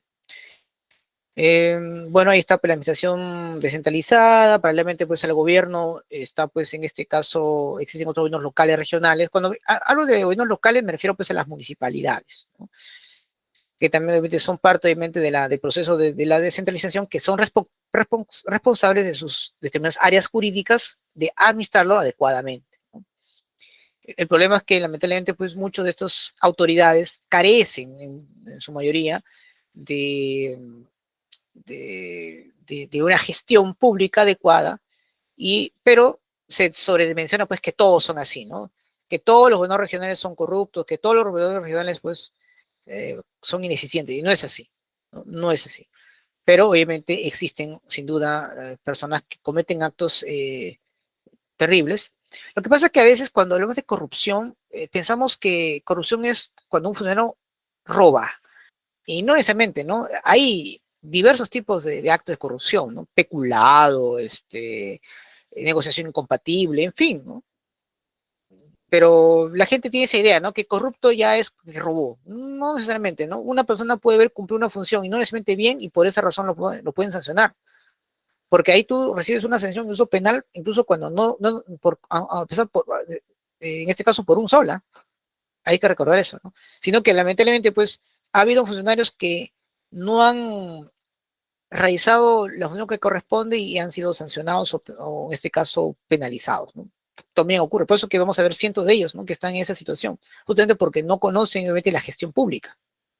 Uno de los requisitos que es para que tú seas un funcionario o tengas un cargo importante en la administración de los recursos del Estado, tiene obviamente que saber de la gestión pública, o al menos que las personas que te rodeen conozcan de ello, para obviamente evitar ese tipo de sanciones.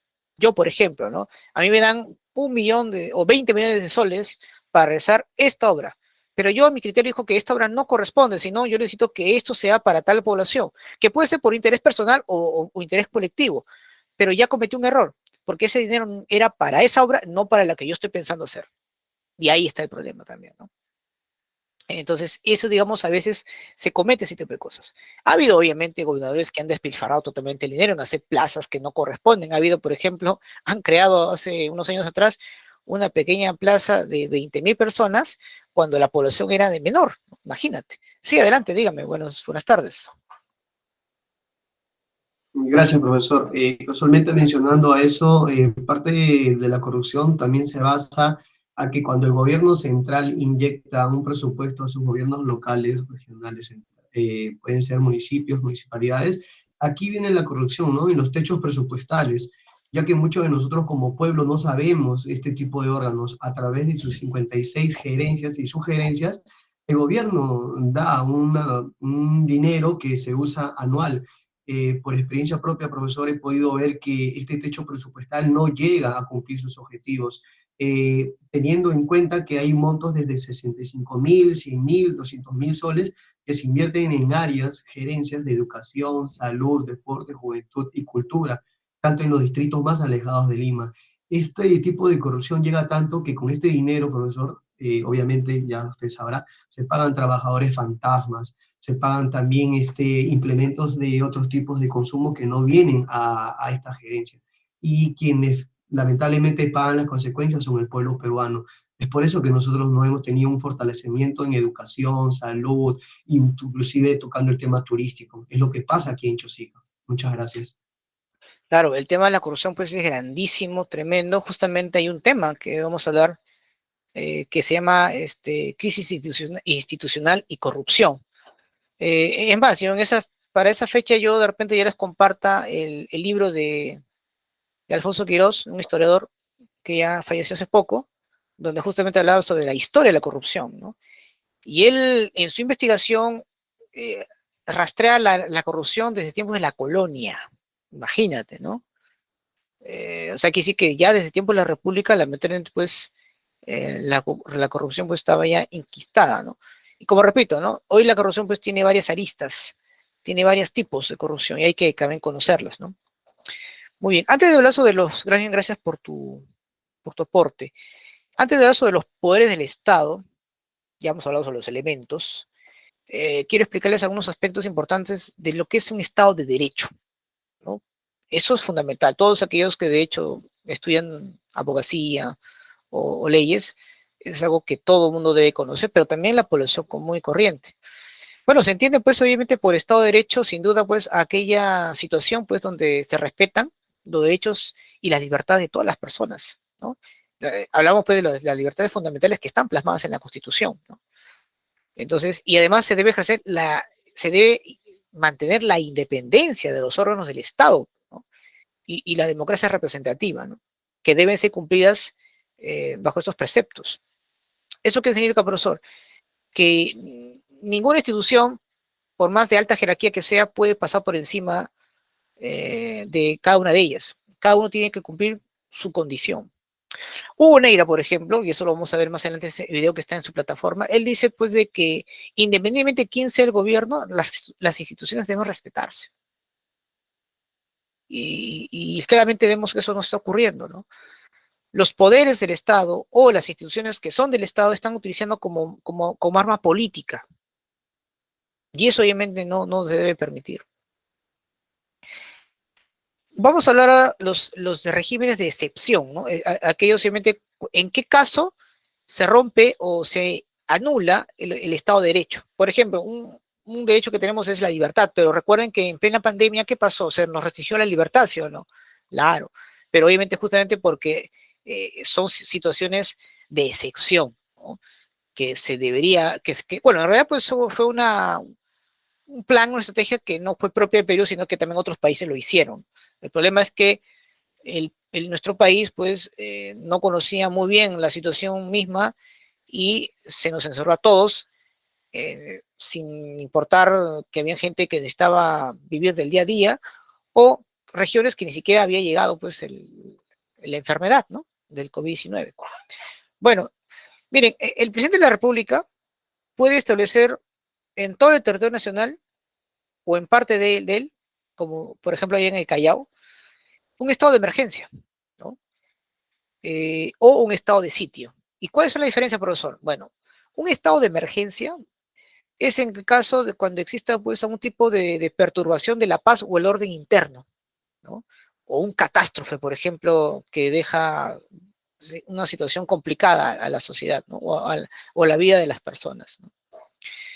Y bueno, pues se tiene que restringir o suspender obviamente esos derechos constitucionales que todos tenemos, ¿no? Como que es la libertad, la seguridad, ¿no? La inviolabilidad del domicilio, la libertad de reunirse o pasar, claro, de reunirse con la gente o transitar libremente, en fin, ¿no? Pero lo interesante es que este estado de emergencia se tiene que extender máximo 60 días, que se puede rehacer, claro está, como lo hemos visto pues en el Callao, ¿no? Donde las bandas criminales pues han aumentado, o en Trujillo, por ejemplo, ¿no? Donde se han hecho ese tipo de regímenes de excepción, ¿no? Un estado de emergencia. En cambio, un estado de sitio se da pues en caso de una invasión, ¿no? Mayormente pues una guerra, ¿no? Con otro país, ¿no? O en todo caso una guerra civil, ¿no? Eso también hay que tener mucho cuidado, ¿no? De hecho, cuando hay un peligro pues inminente, pues que se produzcan y que provocan pues justamente esa violación de derechos humanos, ese acto se ejerce, ¿no? Se restringe, ¿no? Las libertades o se suspende. Y bueno, a diferencia del estado de emergencia, en este estado de sitio, digamos que el plazo no debe exceder de 40 no, de 45 días, 50 días, ¿no? Es mucho menor que un estado de emergencia, ¿no? Es un estado. Lo que está pasando en Ucrania, por ejemplo, ¿no? Con Rusia, ¿no? Hay lugares en zona de Ucrania donde se ha colocado pues un estado de sitio justamente por la invasión de ese país, ¿no? Entonces, esa es un poco la diferencia que quería yo aclarar, ¿no? Que sí puede darse, obviamente, en caso de una perturbación, ¿no? Ahora, la pregunta es si cuando se está dando o cuando los servicios de inteligencia consideran que se va a dar, ¿no? Ahí, digamos, podría haber una controversia, ¿no? Pero la idea es que se evite justamente ese tipo de situaciones, ¿no? Que se altere, pues, un orden, ¿no? Al orden público que pueda perjudicar a las personas, ¿sí? Muy bien, eso es justamente lo que quería yo responder, ¿no? O en todo caso, darles a conocer qué cosa es un estado de emergencia y qué es un estado, en este caso, de sitio. Muy bien. Los poderes del Estado, como ustedes saben, que son autónomos independientes, es el poder legislativo, el poder ejecutivo y judicial. Obviamente no voy a profundizar, repito, sus funciones, salvo los que tengan que ver con la realidad misma, que de hecho tienen que interesarles, porque esto no es una clase de, repito, de educación cívica, ¿correcto? A ver, la función central, primero hay que explicar qué cosa es un poder legislativo, ¿no? O el parlamento. Bueno, es obviamente un conjunto de personas que han sido elegidos por el pueblo, que son actualmente 130, es unicameral, hay que recordar eso, eh, en el cual pues obviamente están en el hemiciclo o el Congreso de la República, ¿no? Es un órgano representativo de la nación peruana encargado de que realizar básicamente funciones legislativas y control político, ¿correcto? Eh, en este caso, aprobar leyes, derogarlas y hacer que estas obviamente se cumplan principalmente, ¿no? ¿Correcto? Profesor, ¿y cuál es el requisito para ser congresista? Porque, bueno, el sueldo es muy jugoso, ¿no? Bueno, primero ser peruano de nacimiento, haber cumplido 25 años y gozar derecho de sufragio sin no tener sentencia alguna. Nada más. Aquí no te piden experiencia, no te piden profesión, no. Es más, ni siquiera tienes que pertenecer a un partido político, simplemente te agrupas a uno de ellos, en el cual pues obviamente hay un gasto inmenso que haces, pero que lo recuperas una vez estando en el Parlamento, ¿no? Son 5 años con jugosos sueldos y claramente este Parlamento no se quiere ir, ¿no? Quiere mantenerse esos 5 años. No lo hace obviamente por la democracia, lo hace obviamente por sus intereses personales, ¿no? ¿Cuánto gana un congresista? 27.000, 30.000 soles mensuales, aparte de sus viáticos, aparte de otros sueldos adicionales, que claramente hace que el Estado gaste en ellos un aproximado de 5 millones de dólares anualmente, ¿no? Imagínate, ¿no? En fin. Eso es obviamente con respecto al Poder Legislativo. Ahora, de hecho, pues el cargo de un congresista es irrevocable, es irrenunciable, ¿no? De hecho, el congresista no puede renunciar, ¿no? Pero sí puede obviamente ser llevado a una comisión de ética, por ejemplo, si haya cometido un acto dentro de su función, ¿no? En la cual pues se le puede suspender eh, por 130 días o más sin goce de haber, ¿no? Ahora, la otra función del congresista es el control político, pero que ha habido mucho abuso por ese lado, ¿no?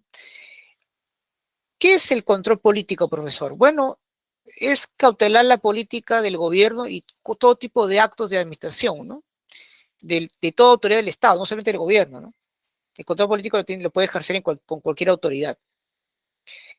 Y bueno, y tiene pues de hecho sus funciones como corresponde del legislador, de fiscalizar cualquier tipo de anomalías que puede encontrar en la manera de realizar sus acciones de cualquier otro funcionario, ¿no? Entonces, obviamente, pueden fiscalizar al presidente, por supuesto. De hecho, una vez que encuentran su culpabilidad, hacen lo que conocemos como el antijuicio político y en este caso, pues, pero siempre respetando el Estado de Derecho. Cuando se hace eso, cuando no se cumple con eso, ahí sí hay un planteamiento de inconstitucionalidad, ¿no? De hecho, ¿no? Los congresistas son los primeros en cumplir las leyes, ¿no? No pueden meter transgredirlas, ¿no? Por eso que es una responsabilidad que tienen ellos para poder realizarla, ¿no? Bueno, eso es obviamente con respecto pues a lo que es el poder legislativo, ¿no? Muy bien. Rápidamente vamos a hablar sobre el poder ejecutivo. Bueno, es un órgano autónomo, en este caso es un gobierno encargado de cumplir con la función que es ejecutar, ¿no?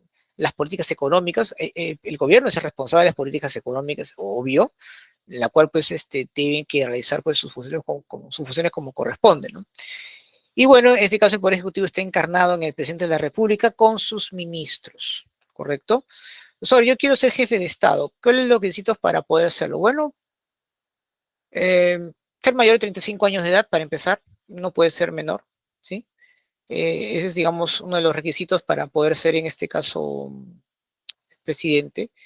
También, pues, gozar de derecho de sufragio y haber nacido en el Perú. Tampoco, pues, se te pide que tengas experiencia en gestión pública, no se te pide que tengas un cargo importante previo a ser presidente. Lamentablemente no existen esos parámetros, ¿no? Que hubiera sido mucho mejor, ¿correcto? Para que pueda realizar. Pero vuelvo a repetir, ¿no? El éxito de un Estado eh, o, o la adecuada administración de un gobierno, para poder separarlos, no depende de un solo hombre, ¿no? Hay todo un conjunto de personas que están obviamente metidas en ella. Es más, en las últimas décadas, desde la caída de Fujimori, quienes han tomado las decisiones no han sido justamente los líderes políticos ni los presidentes, sino los tecnócratas, que son personas que tienen una visión distinta del país, que son los que dicen qué es lo que tiene que ser y qué no. Entonces, todos los gobiernos que hemos tenido, al final, pues quienes tomaron las más importantes decisiones, para bien o para mal, no han sido los presidentes, sino los llamados tecnócratas, ¿correcto? Que son obviamente los que tienen obviamente la, la, la función de decir qué hacer y qué no hacer, ¿no? La gente todavía piensa que son los presidentes como si fuera un rey, ¿no? Que yo hago esto, yo hago el otro. No, no, no. En realidad no es así, ¿no? Su función es limitada en este caso. Es más, ¿cuál es la atribución de un presidente? Porque muchos dicen, pues, el presidente hace todo. No, no, no, no. Una función, por ejemplo, es cumplir la Constitución, los tratados y las leyes. No las puede cambiar, no las puede modificar porque no es su competencia, para empezar. Así que por ahí un candidato te dice que vamos a cambiar las leyes, que vamos a cambiar las normas, porque esto perjudica al país. Para empezar, eso no es su competencia, es el Parlamento, ¿sí? Representa al Estado fuera y dentro de la República. Actualmente el presidente no puede ejercer esa función porque el Parlamento se lo ha prohibido. Eso nunca se ha visto en la historia de la República Peruana, pero lo ha prohibido, ni siquiera puede ir a visitar al Papa, ¿no? Imagínate. Dirige pues la política general, ¿no?, del gobierno. Lo interesante es que el gobierno tiene el poder del presupuesto, ¿no?, para hacer obras, ¿no? De ahí pues viene esta relación que existen con otras instituciones o empresas, inclusive algunos congresistas que también quieren hacerlas en sus respectivas regiones, ¿no? Ahí hay un interés también de por medio. Tiene la capacidad pues de convocar elecciones generales, parlamentarias y regionales, por ejemplo. Tiene la capacidad pues de convocar a una legislatura extraordinaria en la cual todos los congresistas tienen que asistir, pero eso no es a cada momento, ¿no? No es en excepciones. Y bueno, declara la guerra y firma la paz, pero con autorización del Congreso, porque al final que el Congreso es el que tiene la potestad, ¿no? Claro. Entonces ahí te das cuenta pues que la función del Estado o del gobierno en sí es muy limitado, ¿sí o no? Lo que sí es su responsabilidad es la política económica, pero ahí también va pues el apoyo pues del Parlamento cuando se quiere hacer pues una serie de medidas. Bueno, la última medida que han logrado coincidir es en la reforma tributaria, que era fundamental para poder disminuir la crisis económica o el estancamiento económico que estamos viendo, que es una gran recesión que se da en todo el mundo, ¿no? Pero de ahí no hay más, ¿no? No hay todavía pues un entendimiento entre el Parlamento y el gobierno para poder obviamente solucionar pues los graves problemas que nos está dejando o lo que se dejó obviamente la pandemia. Repito, la pandemia no es la que, no es la que provocó el colapso, ojo. Lo que hizo fue acelerar el proceso de un modelo económico mundial que estaba caducando y que estamos pasando por un nuevo proceso. ¿Ya? Eso también hay que tener en cuenta. Entonces, es digamos un poco la diferencia, pues, ¿no? Que hay que tomar siempre en cuenta, ¿no? Muy bien. Y bueno, lo que me sorprende es un poco el Poder Judicial, si te das cuenta, ¿no? El Poder Judicial como que pasa desapercibido, pero para muchos es tal vez el poder pues más controversial por todo lo que hemos visto en los últimos años con el tema de los cuellos blancos, que esto pues no data de aquí unos 10, 8 o 15 años, esto es mucho más todavía, ¿no? Solamente que todos pues nuestras afrentaciones están en el Poder Legislativo y en el Poder Ejecutivo desde hace unos 8 años atrás, ¿no? Desde Kuczynski, ¿no? Más o menos. Incluso de la época de Ollantumala, solamente que en Kuczynski y Vizcarra ha sido más notorio, ¿no? Y acá también con mayor razón. Pero, ¿qué es el Poder Judicial? Es un órgano, es parte del poder del Estado, también es autónomo, encargado pues de administrar justicia, ¿no? A nombre del pueblo, ¿no? Eso es lo que dice, ¿no? El concepto. Y bueno, como institución, como organismo, tiene sus respectivas jerarquías, ¿no? Muy bien. Y bueno, en este caso, pues, lo que hace en este caso, y el Poder Judicial, pues, está, la institución que la alberga es el tribunal, ¿no? El tribunal. Ahora, lo interesante es que los órganos jurisdiccionales vienen por jerarquía, ¿no? La máxima jerarquía es la Corte Suprema, ¿correcto? Detrás de la Corte Suprema está la Corte Superior, que son las dos máximas instancias. Pero debajo de ellas está, pues, por ejemplo, los juzgados especializados, los juzgados mixtos, los juzgados de paz y los juzgados de paz letrado. ¿Por qué de paz letrado, profesor? Porque justamente las autoridades que ejercen ese cargo son, digamos, profesionales de esa carrera, ¿no? En cambio, los jueces de paz no necesariamente son, pues, abogados o jueces, ¿no? Pueden ser otros que tengan esa función, ¿no? Pero las dos instancias más importantes son la Corte Suprema y la Corte Superior. ¿Hay una instancia superior a la Corte Suprema? Bueno, como supranacional, sí, que es la Corte Interamericana de Derechos Humanos. Pero para llegar a esa instancia, pues tienes que haber pasado por todos estos procesos, desde el juzgado de paz, si en caso has empezado desde ahí, hasta la Corte Suprema. En caso en el cual pues, tú tengas la razón, pero la Corte Suprema te haya negado esa razón, entonces tú puedes reclamar a la Corte Interamericana de Derechos Humanos, donde ve tu caso, y esto puede durar años, para que luego obviamente puedan decirte pues, que eres inocente o culpable. Justamente en ese proceso está Martín Vizcarra. ¿Qué denuncia está dando? Bueno, por el tema pues, de la vacancia que hicieron a él durante el Congreso anterior, ¿no? Claro, ¿no? En la cual quiere demostrar que esto fue inconstitucional, ¿no? Ahí está, digamos, algunos aspectos importantes, pues, ¿no? ¿Y quiénes son acá los más importantes personajes del Poder Judicial? Están los fiscales, los jueces, ¿no? Lo llamamos los magistrados en sí, en fin, que son, digamos, los más relevantes, ¿no? Al menos en esta institución. Y es justamente en el Poder Judicial donde tú puedes ejercer tus garantías constitucionales, ¿no? La acción de habeas corpus, por ejemplo, cuando a ti se te detiene de manera injusta, entonces tú puedes presentar una acción de habeas corpus, una acción de amparo que le estaba comentando justamente a su compañero en caso pues que sienta que su garantía constitucional pues ha sido vulnerada, ¿no? Tú puedes, por ejemplo, presentar obviamente una acción de amparo, ¿no? Tienes el habeas data, que es el acceso a la libre información en caso que se te quiera negar, pero obviamente esa información tiene que ser de carácter público, ¿no? No te puede entregar información privada. Está pues la acción de inconstitucionalidad también, ¿no?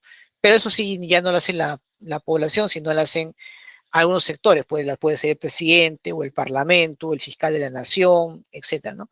Por ejemplo, los abogados del presidente están presentando una acción inconstitucional contra la fiscalía y la fiscalía a su vez también presentando pues una acción inconstitucional contra el presidente, ¿no? Al parecer pues la fiscalía también ha entrado al juego político, ¿no? Y bueno, ahí justamente estamos viendo ese tipo de acciones, ¿no? Que se están realizando en nuestras instituciones que ya de por sí están desprestigiadas totalmente, ¿no? La gente ya no cree en estas instituciones, ni en el Poder Judicial, ni en el Poder Ejecutivo, ni en el Poder Legislativo, ni tampoco en las instituciones autónomas que también ha entrado a este circo, ¿no? De la, de la, de la crisis política, que cada vez obviamente se está acrecentando cada vez más. Muy bien. Eso es con respecto, pues, a los poderes del Estado, ¿no? Muy bien, vamos a ver acá. Aquí justamente vamos a ver, pues, de algunos organismos, constituciones que son autónomos, que de hecho, pues, te repito, tienen sus propias funciones. Son organismos, obviamente, creados por la Constitución, que de hecho comparten atribuciones con los poderes del Estado y son muy autónomos, que no deben obviamente ejercer que no debe ejercer ninguno de los poderes sobre ellos, ¿no? Lamentablemente se está dando en unos casos. Empecemos con la OMPE, a ver. La OMPE, digamos, es una institución muy importante porque es la que al final, o la que da en este caso, la que organiza el proceso electoral, ¿no? Y la que ejecuta también, y la que al final, pues, a través de ella es la que elige, pues, al ganador, ¿correcto? O a la ganadora. Esa es la OMPE, ¿no? Que es la Oficina Nacional de Procesos Electorales. Ah, ya, profesor, ¿qué funciones tiene? Bueno, organiza todos los procesos electorales, presidenciales, regionales, municipales. Elabora la cédula de sufragio. Entrega pues las actas y los materiales a los diferentes escrutinios a nivel nacional. Y de hecho, pues, ellos son los únicos que difunden los resultados obtenidos en la ley. Algo muy distinto al Jurado Nacional de Elecciones. ¿Eh? El Jurado Nacional de Elecciones lo que hace es, por así decirlo, marcar las pautas de las reglas de juego. Es fiscalizar la legalidad del ejercicio del sufragio. Es el que pone pues las normas, ¿no? Cómo se debe, obviamente, qué es lo que te dice, ellos son los que te dicen los requisitos que tienes que tener un partido político para concursar, ¿no? Ellos, de hecho, mantienen y también custodian pues el registro de las organizaciones políticas. Ellos administran la justicia en materia electoral, entonces te dicen qué partido va y qué no va, por ejemplo. Y bueno, ellos son los que proclaman a los candidatos elegidos, ¿sí? En la cual pues, le dan sus credenciales. ¿Te das cuenta de la diferencia? Es como, por ejemplo, a ver, en la OMP es el que organiza la fiesta. Y el Jurado Nacional de Elecciones te dice quién entra y quién no a la fiesta, ¿no? Algo así parece. Es algo que también quería justamente mencionarles, ¿no? Que es fundamental. Porque algunos de repente pues están, digamos, unos dicen que la OMP y el Jurado Nacional de Elecciones es lo mismo, ¿no? Claro. Por ejemplo, si en caso existiera obviamente un fraude, como muchos alegan, el responsable es la OMP, principalmente, ¿no? Ellos sí tienen la potestad de manipular, por supuesto, como lo hizo en tiempo de Fujimori. Recuerden que la OMP nació en tiempo de Fujimori, porque justamente quien se encargaba de todo era el Jurado Nacional de Elecciones, que justamente nació en una dictadura, la de Sánchez Cerro, para controlar pues, los votos. Fujimori crea otra institución para el Jurado Nacional de Elecciones, para asegurarse, obviamente, en caso de fuese adverso, ganar, obviamente, y quedarse más en el poder. La Defensoría del Pueblo es un órgano también autónomo, muy poco participativo en realidad, en el cual pues su función es tratar de defender los derechos constitucionales, pero en realidad pues al parecer su función está más que todo en otros aspectos, ¿no? Es más, otra función que tiene la Defensoría del Pueblo es supervisar todo lo que es el cumplimiento de derechos de la administración estatal y la prestación de servicios públicos de la ciudadanía, por ejemplo, ¿no? Pero en este caso muy pocos lo conocen. Tenemos en este caso también, bueno, ya está la OMP, Jurado de Elecciones. Vamos a hablar entonces ahora del BCR, del Banco Central de Reserva. Bueno, desde el desastre pues, que se dio durante el gobierno de García, el BCR es un organismo totalmente autónomo, ¿correcto? Cuya función principal es pues regular la moneda y el crédito del sistema financiero, administrar las reservas internacionales y informar pues a las autoridades correspondientes todo lo que tenga que ver con las finanzas nacionales, ¿no? Ellos son los responsables de la estabilidad económica y monetaria del país. No por algo, sus máximos funcionarios ganan los más altos sueldos dentro del Estado. Por ejemplo, el presidente del BCR gana más de 47.000 soles mensuales aproximadamente. ¿Correcto? Y profesor, ¿cuál es la función del Ministerio Público con la Fiscalía de la Nación? ¿No? Que ahora pues está teniendo un protagonismo cada vez más relevante, por así decirlo, ¿no? Porque ha venido con bombos y platinos, ¿no? A ver, el Ministerio Público es una entidad también autónoma. Lo curioso es que muchos otros fiscales dependen del sueldo del Estado en sí, pero bueno. Él es el órgano encargado pues, de defender, ¿no? a la sociedad ante los tribunales, ¿no? Vela pues por la vigencia de la legalidad, de los derechos humanos, los intereses públicos, etcétera. Por ejemplo, una de sus funciones es promover pues, de oficio la acción judicial, por ejemplo, en defensa de la legalidad de los intereses públicos, eh, que están tutelados, por ejemplo, por derecho, ¿no? En este caso. O sea, es como que el defensor del pueblo denuncia y el Ministerio Público es la que tiene que tomar en cuenta eso y que eso se le debe trasladar al Poder Judicial, ¿no? Ese es el procedimiento, ¿no? El Ministerio Público es el acusador, perdón, ¿no? El Ministerio Público es el acusador y al final el Poder Judicial es el que toma la sentencia, ¿no? El Poder Judicial ya no tiene por qué investigar más, porque ya lo hizo el Ministerio Público, ¿no? Es el investigador y acusador. y el Poder Judicial, pues la sentencia, ¿no? Justamente el Ministerio Público también fiscaliza pues a las otras entidades públicas, ¿no? Es encargado, de, por ejemplo, de velar por la independencia de los órganos jurisdiccionales y con la finalidad pues de administrar justicia, ¿no? Y bueno, siempre pues su objetivo es conducir, ¿no? Desde un inicio la investigación si en caso hubo delito de algún funcionario público, por ejemplo. Ese también es importante, ¿no? Reconocer. Y bueno, este Ministerio Público pues está presidido, dirigido por el fiscal de la Nación, que es elegido por el Parlamento, ¿no? Eh, bueno, en realidad pues es por una junta de fiscales, ¿no? Eso es correcto. Pero su cargo es de 3 años aproximadamente, ¿no? Y puede prolongarse una reelección, ¿no? Pero por 2 años más aproximadamente, ¿no? Esa, digamos, es la función, ¿no? del Ministerio Público, que de repente, pues, algunos no conocían muy bien, ¿no? Profesor, ¿y la Contraloría no es lo mismo? Bueno, la Contraloría es algo interesante porque él es el sabueso, ¿no? Si el Ministerio es el investigador, la Contraloría es el sabueso, es decir, el que va a tratar de que se le dé un buen uso de los recursos fiscales. Si encuentra alguna anomalía, automáticamente lo acusa al Ministerio Público, ¿no? Es más, la Contraloría, por ejemplo, supervisa pues todas las operaciones de la deuda pública para evitar pues que esos recursos no se vayan pues a manos ajenas, sino que vayan donde corresponde. Supervisa pues la legalidad pues, de la ejecución del presupuesto general de la República, es decir, ¿no? A ver, este es el presupuesto que vas a decir, bueno, sí, está correcto, no, esto me parece que no debería darse, doy mi observación. Claro, la Contraloría en realidad pues es la que debe encargarse pues de ver si es que hay actos ahí de corrupción o de malos funcionarios que están cometiendo pues actos ilícitos, ¿no? El problema es que la Contraloría se quedó calladita durante el 2020 y 2021, donde claramente pues hubo actos ahí ilícitos en plena pandemia, ¿no?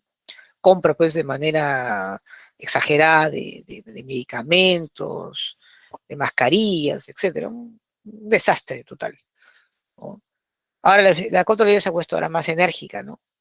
Yo me preocupa que no lo sean después más, ¿no? Yo supongo que los próximos gobiernos la Contraloría otra vez va a ser neutra, ¿no? Donde no va a tener una mayor participación y eso es preocupante por ese lado.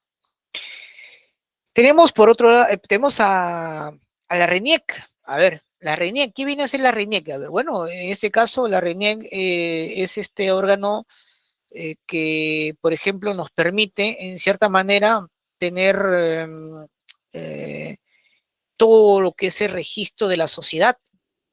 Eh, ahí, por ejemplo, en la RENIEC nos permite pues inscribir a nacimientos, matrimonios, defunciones, en fin, todo lo que tenga que ver con, ¿no? Todo lo que es de carácter civil, preparar pues y mantener actualizada el padrón electoral para entregárselas a la OMPE, ¿no?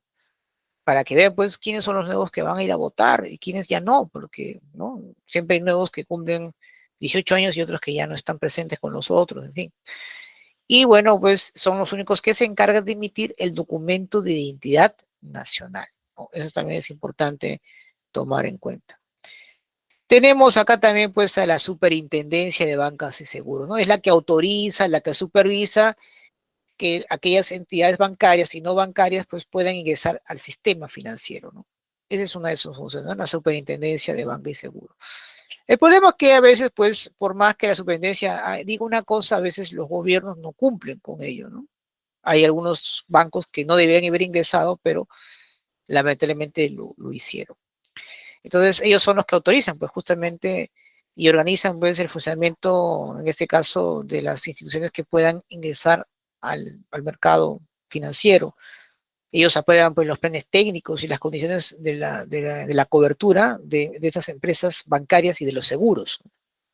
En fin, ellos son, digamos, tienen esa importante función. Y bueno, los más altos funcionarios de la superintendencia son elegidos o ratificados por el Congreso de la República, que también son elegidos por un periodo constitucional, mayormente puede 5 años aproximadamente.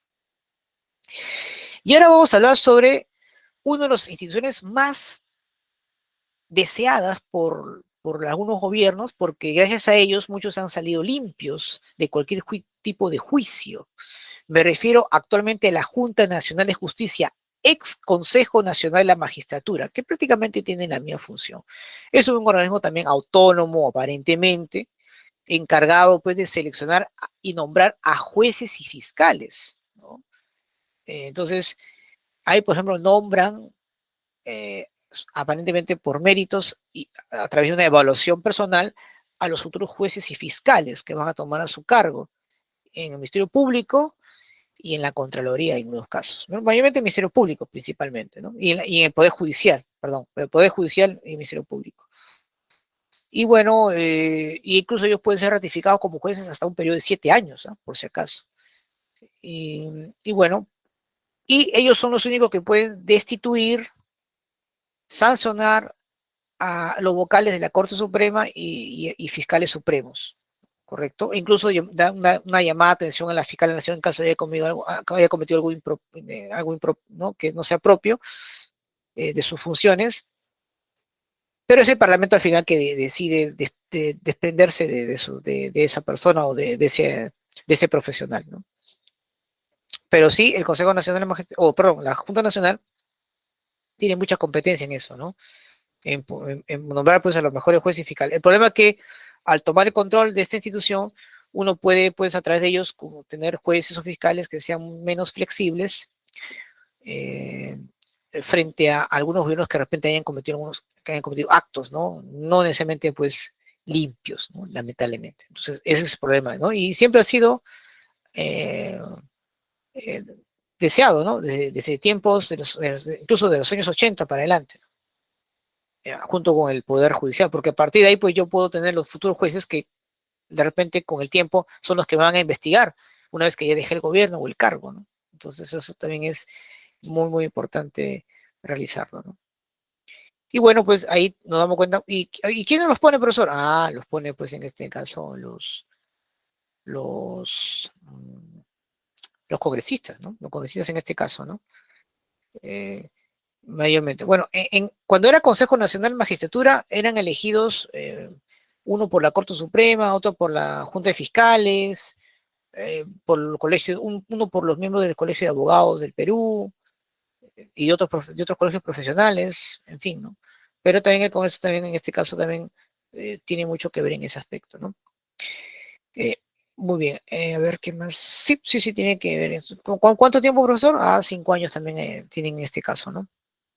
Y por último tenemos al Tribunal Constitucional, que ha tenido una función muy importante desde que empezamos a hacer pues un Congreso unicameral, ¿no?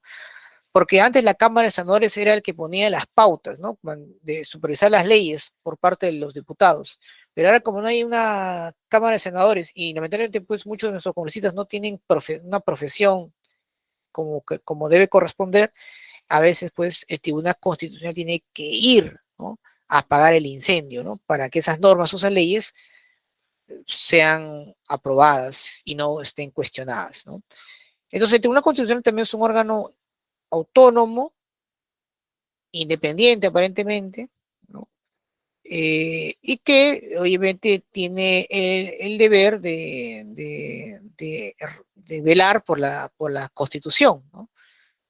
Es más, cuando encuentra un conflicto jurídico entre el Ejecutivo y el Parlamento, entonces el tribunal se tiene que pronunciar, ¿no? Para resolver ese problema, ¿no?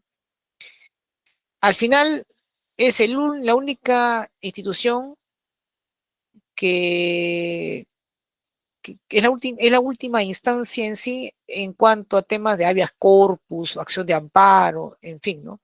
Todo lo que tenga que con garantías constitucionales. Si la Corte Suprema no hace caso omiso a tu petición, la última instancia es el Tribunal Constitucional, ¿no? Y si no es suficiente, como repito, puedes irte a una más, que es la Corte Interamericana de Derechos Humanos, ¿no?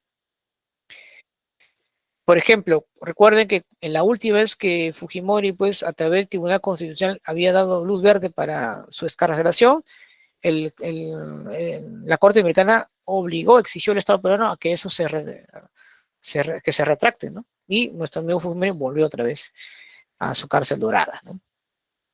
Entonces, ahí justamente vamos a ver ese aspecto cada una de estas funciones que de hecho tiene que ver con conocerlas para ver pues realmente en qué beneficio o no a la ciudadanía, ¿no? Si te das cuenta, todos ellos juegan, sobre todo algunos que son clave, ¿no? El Ministerio Público, la Contraloría, el Tribunal Constitucional, son las que obviamente tienen ahora un rol importante, ¿no?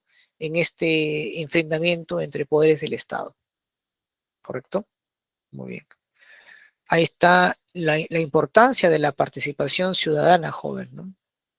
Nosotros obviamente, al ser pues una sociedad republicana, democrática, tenemos obviamente todo lo que es el derecho a la participación a través pues de nuestros votos, que es el sufragio, pero también a la participación en el control político. No solamente los congresistas hacen control político, ¿no?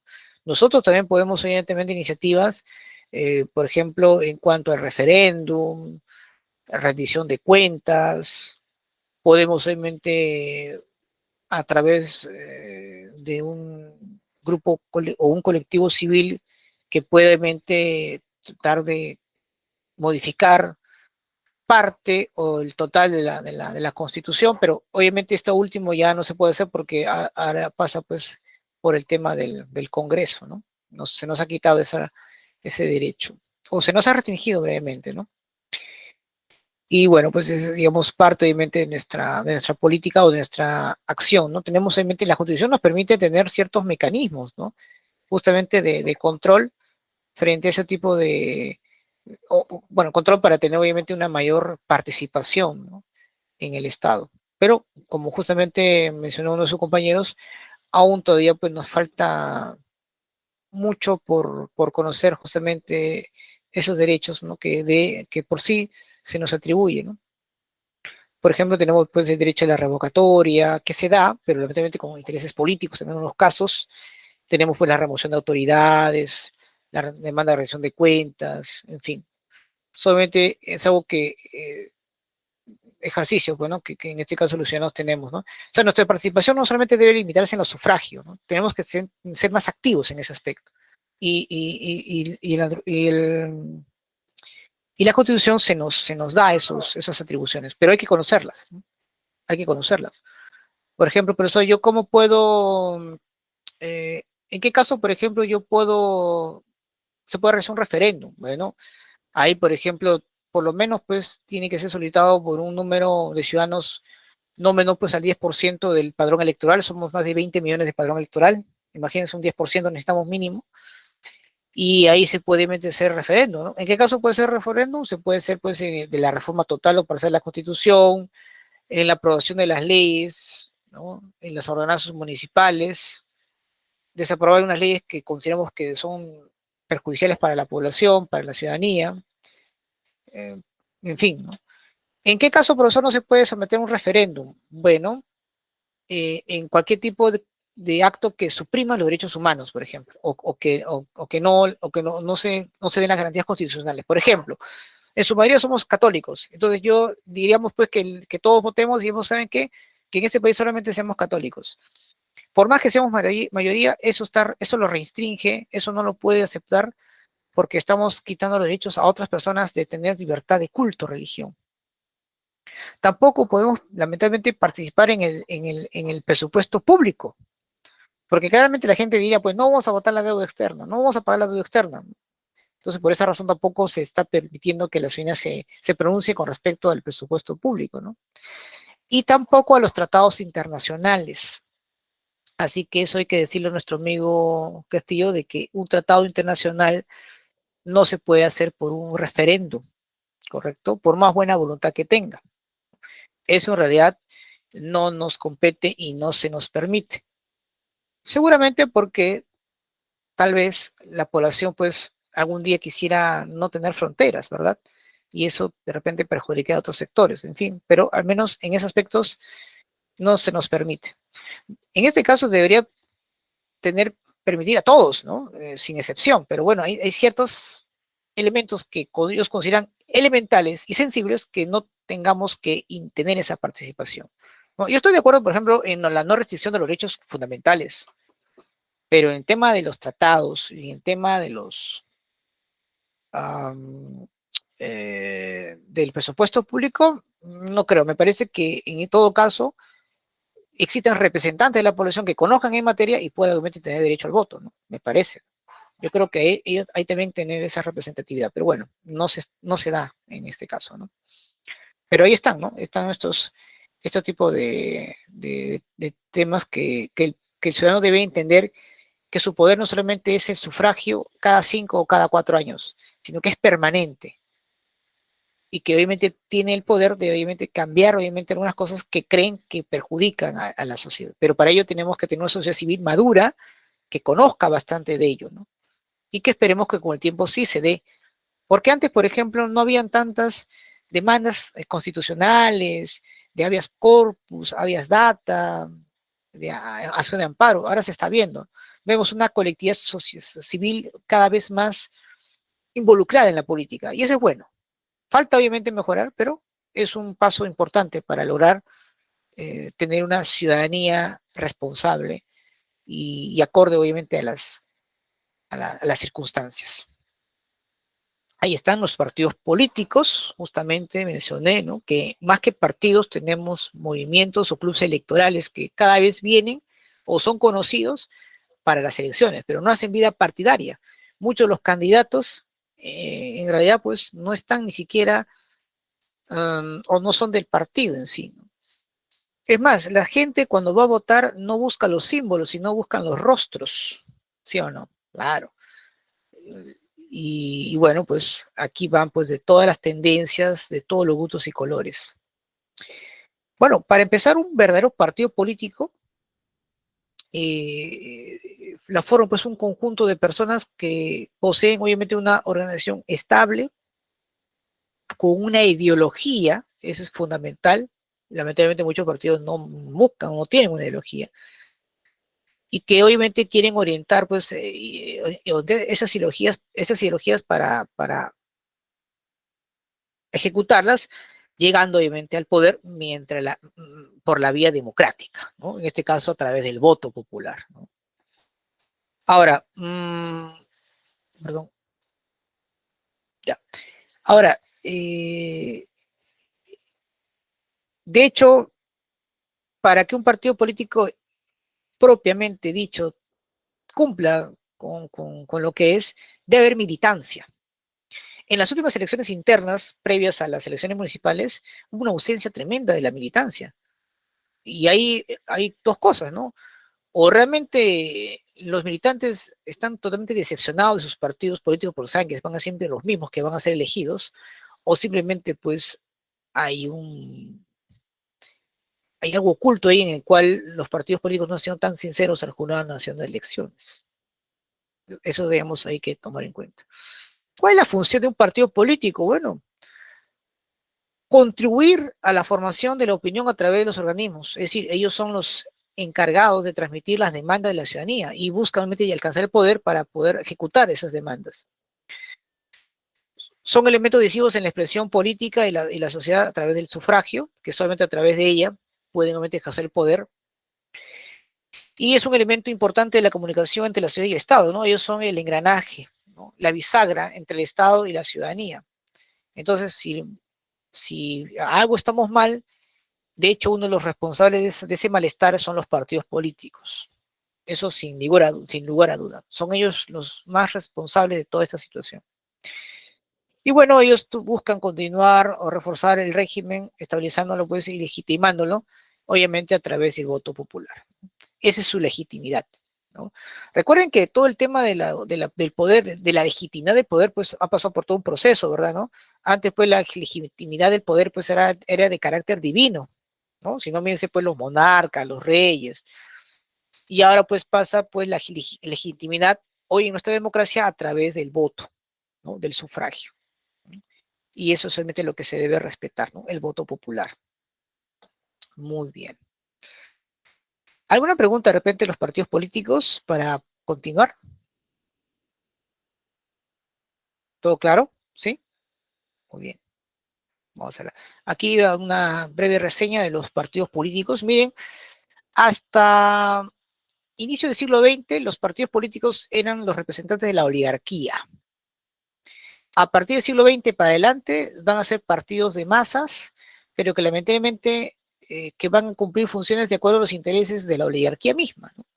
O de sectores solamente externos que claramente pues han realizado una serie de acciones que no necesariamente pues en beneficio de las demandas de la población, ¿no?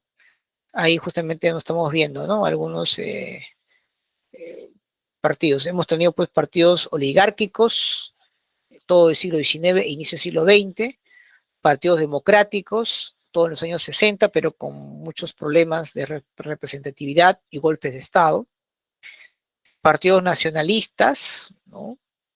Que prácticamente han tenido un debacle tremendo en las últimas elecciones municipales, y los llamados partidos fascistas o de ultraderecha, ¿no? Que algunos ya han tenido pues un protagonismo importante en los últimos años. Y están pues los partidos socialistas o comunistas pues que no han tenido éxito en ningún caso, ¿no? Salvo este último, ¿no? Pero con excepcionalidad, porque en realidad pues la gente no votó por un partido socialista, sino votó obviamente por un hombre que pensó pues que iba a ser el cambio, ¿no? O sea, eso también hay que tener en cuenta, ¿no? Y eso es una apreciación que tiene la gente, ¿no? La gente no vota en función de ideologías, ¿no? Hoy día soy derecha, mañana soy de izquierda, sino en función a cómo le está yendo este gobierno. Por ejemplo, si el gobierno es de derecha y le ha ido muy bien, tenlo por seguro que el siguiente gobierno también va a ser derecha. Pero como le ha ido muy mal, entonces la gente vota por una izquierda. Pensando obviamente que con este gobierno sí va a ser diferente al anterior. Pero la gente no vota en función de ideologías, repito, sino qué tanto le va bien a un gobierno en cuanto a en sus políticas económicas, ¿no? Eso está clarísimo. Es muy probable que el próximo gobierno, ya sea en 5 o en 3, dependiendo cómo va la situación, de hecho no va a ser de izquierda, porque consideran que este gobierno no es eficiente por todo lo que ha pasado y por todo el cargamontón que se hizo, y es muy posible que la gente vote por un gobierno llamado derecha centro o centro derecha, ¿no? Es muy probable. Y que sea un tecnócrata, una tecnócrata la que sea el que tome la rienda del gobierno, ¿no? Es lo que la gente está percibiendo en estos momentos, ¿no? De hecho, no voy a buscar un extremo, ¿no? Al menos gran parte de la población. Hay un sector que todavía sí posiblemente se busca un extremista, pero la gente en su mayoría, al menos por el momento, está pensando en uno de centro derecha, ¿no? Muy bien. Y bueno, terminamos acá un poco sobre el ordenamiento jurídico, ¿no? Ahí, como tú puedes ver, la Constitución es la norma de las normas, donde justamente están ahí los tratados de los derechos humanos, que muchos de ellos pues son inalienables, inviolables, y que el conjunto, pues, y que la Constitución está, es un conjunto de normas o leyes, ¿no? Ahí está la ley. ¿Y quién hace la ley? El Poder Legislativo, ¿no? Debajo de la ley legislativa están los decretos de urgencia, que también lo hacen el Poder Ejecutivo, los tratados, ordenanzas regionales, ordenanzas municipales que son de menor grado, decreto supremo, están las resoluciones ministeriales, directoriales, que son menor rango también de ordenamiento jurídico, los decretos regionales, decretos de alcaldía, convenios colectivos, costumbres, etcétera, ¿no? En el caso de Estados Unidos, por ejemplo, la mayoría pues, de la gente se rige sus leyes de acuerdo a las costumbres que han tenido. Recuerden que la derecho anglosajón es muy distinto a los derechos que tenemos en América Latina, ¿no? Nosotros partimos de los derechos del Imperio Romano, ¿no? Que ha ido modificándose con el paso del tiempo, ¿no? Pero esto se llama las jerarquías, ¿no? La máxima obviamente es la que está acá en la Constitución. Ahora, pero para que te digas que el poder que ejerce el pueblo, todo esto obviamente la puede obviamente cambiar, siempre y cuando no toca temas de derechos humanos, obviamente, ¿no? Puede cambiar, repito, parte o total la Constitución, pero ahora en estos momentos hay una restricción, ¿no? En estos momentos, ¿no? Por lo que ha hecho el Parlamento hace poco, donde ha cambiado de manera inconstitucional ese derecho que tenemos los ciudadanos de ejercer nuestra participación ciudadana, ¿no? Muy bien. Básicamente eso que quería yo mencionar. ¿Alguna pregunta, chicos? ¿Alguna duda sobre el tema de hoy? ¿Todo claro? ¿Sí? Muy bien. Vamos entonces ahora a explicarles en este caso la actividad, ¿sí? Vamos a ver acá.